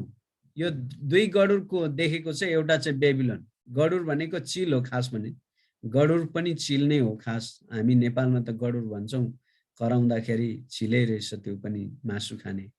यो चाहिँ आक्रमण गर्ने बेबिलोनी एउटा गडुर भयो, मिस्रको देश अर्को गडुर भयो। यिनीहरूले कसलाई आक्रमण गर्छन् भन्दाखेरि अब आएर इजरायललाई ती कुरा शिकार बनाउँछन्। यसबाट थाहा हुन्छ कि यरुशलेम परमेश्वरको नजरमा अति नै खराब छ र यहुदाका लागि दण्डका लागि योग्य छ।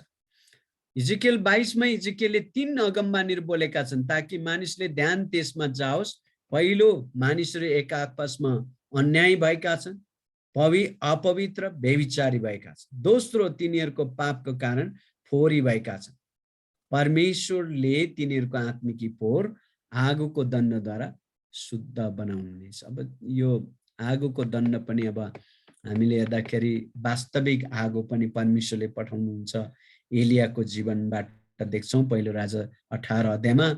वास्तवमा त्यो कुरो अब अहिलेको समयमा आगो भनेको लडाइँमा जति पनि युद्धमा प्रयोग गरिने गोला बारुदहरू सबै आगै आगो छ, आगै आगो छ। अनि हामी हेर्छौँ सायद यसरी नै संसार नष्ट हुन्छ होला आउने दिनमा। पत्रुस 2 अध्याय, दोस्रो पत्रुस 2 अध्यायमा भने अनुसार आगोले नष्ट। पहिलो पत्रुस, दोस्रो पत्रुसमै हामी हेर्छौँ ती कुराहरू, यी कुराहरू छन्। हेर्नुहोस् अब अन्य देशहरूको विरुद्धमा चाहिँ 25 देखि 32 मा छ। हामी यर्मियामा पनि हेर्यौँ, त्यसपछि आएर उता एसायामा पनि हेर्यौँ, त्यही कुरो छ यहाँ चाहिँ। त्यसपछि आएर इजरायलीहरूको उद्धारको अगमबानीको कुरा चाहिँ 33 देखि 48 मा छ। यो 33 देखि 48। अन्य देशहरूका विरुद्धमा अगमबानी बोलेपछि इजेकियलले विश्वासिलो इजरायलीहरूका लागि अचम्मको आशिषको बारेमा अगमबानी बोले। अनि इजरायलीहरू अति नै दुखी थिए किनभने तिनीहरू इजेकियलद्वारा दण्डको अगमबानी सुनेका थिए। अब इजेकियलले इजरायलीलाई खुसी पार्ने उत्साहित हुने अगमबानी बोले, तर तिनीहरूले खुसी प्राप्त गर्न वा आशिष प्राप्त गर्न पापको पश्चाताप गर्नु पर्थ्यो, हैन। ती कुरा छ। त्यो चाहिँ के हो भन्दाखेरि यहाँनिर चाहिँ खुसी हुने कुरा चाहिँ विदेशीहरू जसले चाहिँ परमेश्वरको जनहरूलाई, देशलाई आक्रमण गर्दैछ, तिनीहरूलाई पनि परमेश्वरले दण्ड दिँदै हुनुहुन्छ। तर अब उनीहरू बाँच्नको लागि चाहिँ पाप चाहिँ पश्चाताप गर्नै पर्छ भन्ने छ।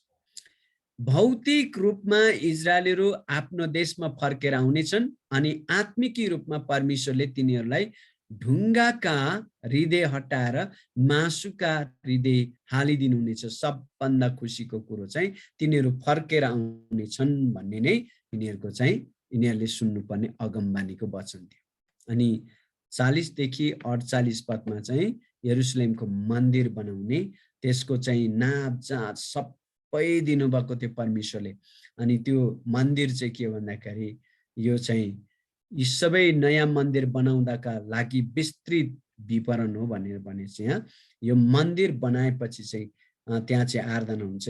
यो चाहिँ मन्दिर के भनिन्छ भन्दाखेरि प्रभु यीशुको दोस्रो आगमन भएपछि संसार अर्थात् पृथ्वीमा नै त्यो मन्दिर हुन्छ। त्यसलाई भनिन्छ 1000 वर्षको शासनकाल, जहाँ प्रभु आफै नै त्यहाँ नै चाहिँ आराधनाको केन्द्रीय व्यक्ति हुनुहुनेछ। अनि सबै मान्छेले त्यहाँ आराधना गर्नेछन् 1000 वर्षसम्म भनेर भनिन्छ। त्यो बेलाको कुरा, यो स्वर्गमा होइन है। त्यसपछि त्यो 1000 वर्षको शासन काल पछि मात्रै फेरि सबै शरीरमा मर्नेहरूको मृत्यु हुन्छ, शैतानको न्याय हुन्छ। त्यसपछि चाहिँ परमेश्वर का अनन्तको घर भनिन्छ, त्यो अनन्तमा जानेछन् भन्ने कुरो चाहिँ छ। अनन्त एउटा चाहिँ नरक भयो, अनन्त एउटा चाहिँ स्वर्ग भयो। त्यहाँ हिजकियल 34 मा इजरायलका अगुवालाई खराब गोठालाहरूसँग दाँजिएको छ, किनभने जसरी खराब गोठालाहरूले भेडालाई वास्ता नगरी आफ्नै मात्र वास्ता गर्थे, त्यसै गरी इजरायलका अगुवाहरू पनि मानिसहरूलाई वास्ता नगरी आफ्नै मात्र वास्ता। अब एउटा झुटो अगुवा र साँचो अगुवा, साँचो सेवकको तुलना यहाँ गरेको हामी पाउँछौँ है। त्यसकारण यी अध्यायहरूमा यति कुरा हामी देख्दछौँ। तिनीहरूले सधैँ गरे चाहिँ मेरा मानिसहरू त कहाँ आउनेछन्, तेरा कुरा ध्यानसित सुन्नलाई तेरो अघि बस्छन्। तर तिनीहरू ती बमोजिम चल्दैनन्। मुखले त तिनीहरूले भक्तिका कुरा गर्छन्, तर तिनीहरूका हृदय अधर्मसित कमाउनलाई लोभ गर्छन्। अचम्मको कुरा, कम्प्लेनका कुराहरू छ।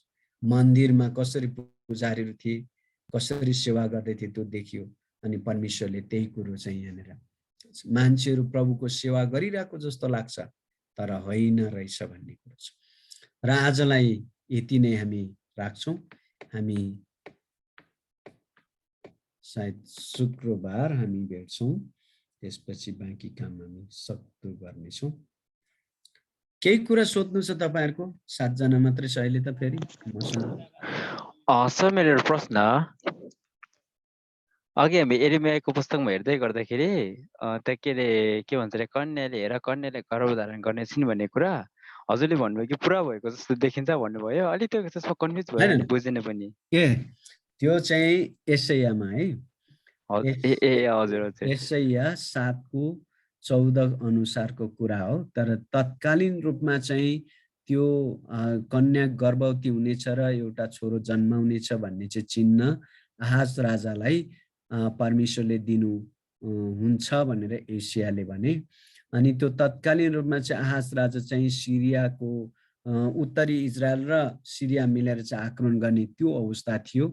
त्यो आक्रमणबाट चाहिँ परमेश्वरले बचाउने कुरा त्यसरी चाहिँ चिन्ह दिनुहुन्छ भन्ने कुरो चाहिँ एशियाले भन्यो।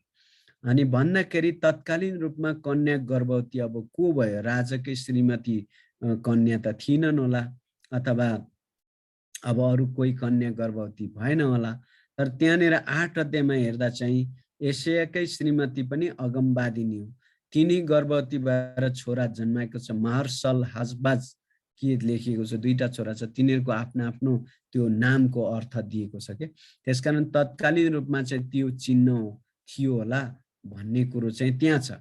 अब दीर्घकालीन धेरै पछाडिको कुरा चाहिँ अब यो चाहिँ यीशु प्रभु जो मरियम चाहिँ कन्या थिइन्, अनि त्यो कन्या मरियमबाट जन्मिनु भएको चाहिँ यीशु प्रभु जसले चाहिँ आज मानिसहरूलाई चाहिँ पापबाट छुटकारा दिनुहुन्छ। तर त्यहाँनिर नाम राखियो इमानुएल।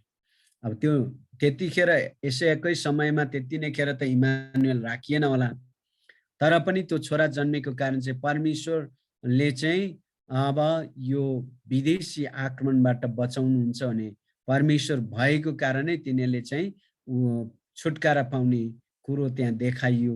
सायद उद्धार भयो होला, त्यतिखेर छुटकारा भयो। आरामीहरूले आक्रमण गरेनन् अनि अब पछि आएर चाहिँ येशू ख्रीष्ट चाहिँ इमानुएल जो हामी मानिसहरूको बीचमा बस्नुहुन्छ, मानिसहरूसँग परमेश्वर भएपछि नै आज शत्रु शैतान पापका शक्तिहरू चाहिँ कमजोर भएर जान्छ, त्यो कुरोलाई जनाउँछ भन्ने कुरो चाहिँ मैले गरेको। ए हस् हुन्छ, बुझेँ सर, धन्यवाद। ल अरू केही छ कसैको? छैन भने चाहिँ हामी अब प्रार्थना गरौँ अनि जानेछौँ। आज को हुनुहुन्छ यहाँ? सञ्जय हुनुहुन्छ भने तपाईँले प्रार्थना गरिदिनु होला। हाम्रो रविन सर त हुनुहुन्छ हुनुहुन्न? सञ्जयज्यू को हुनुहुन्छ? ल प्रार्थना गरिदिनुहोस्।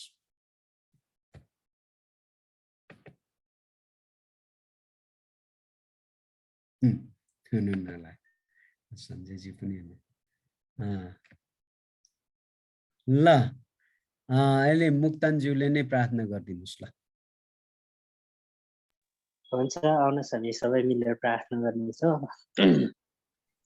महान परमेश्वर, तपाईँलाई धन्यवाद भन्दैछु। अनि तपाईँ परमप्रभु परमेश्वर, तपाईँको उपस्थिति, तपाईँको सहायताले हामीलाई यसरी आजको क्लासमा तपाईँले सहायता गर्नुभएको छ। अनि सरलाई हामीलाई सिकाउनको निम्ति तपाईँले सहायता गर्नुभएको छ।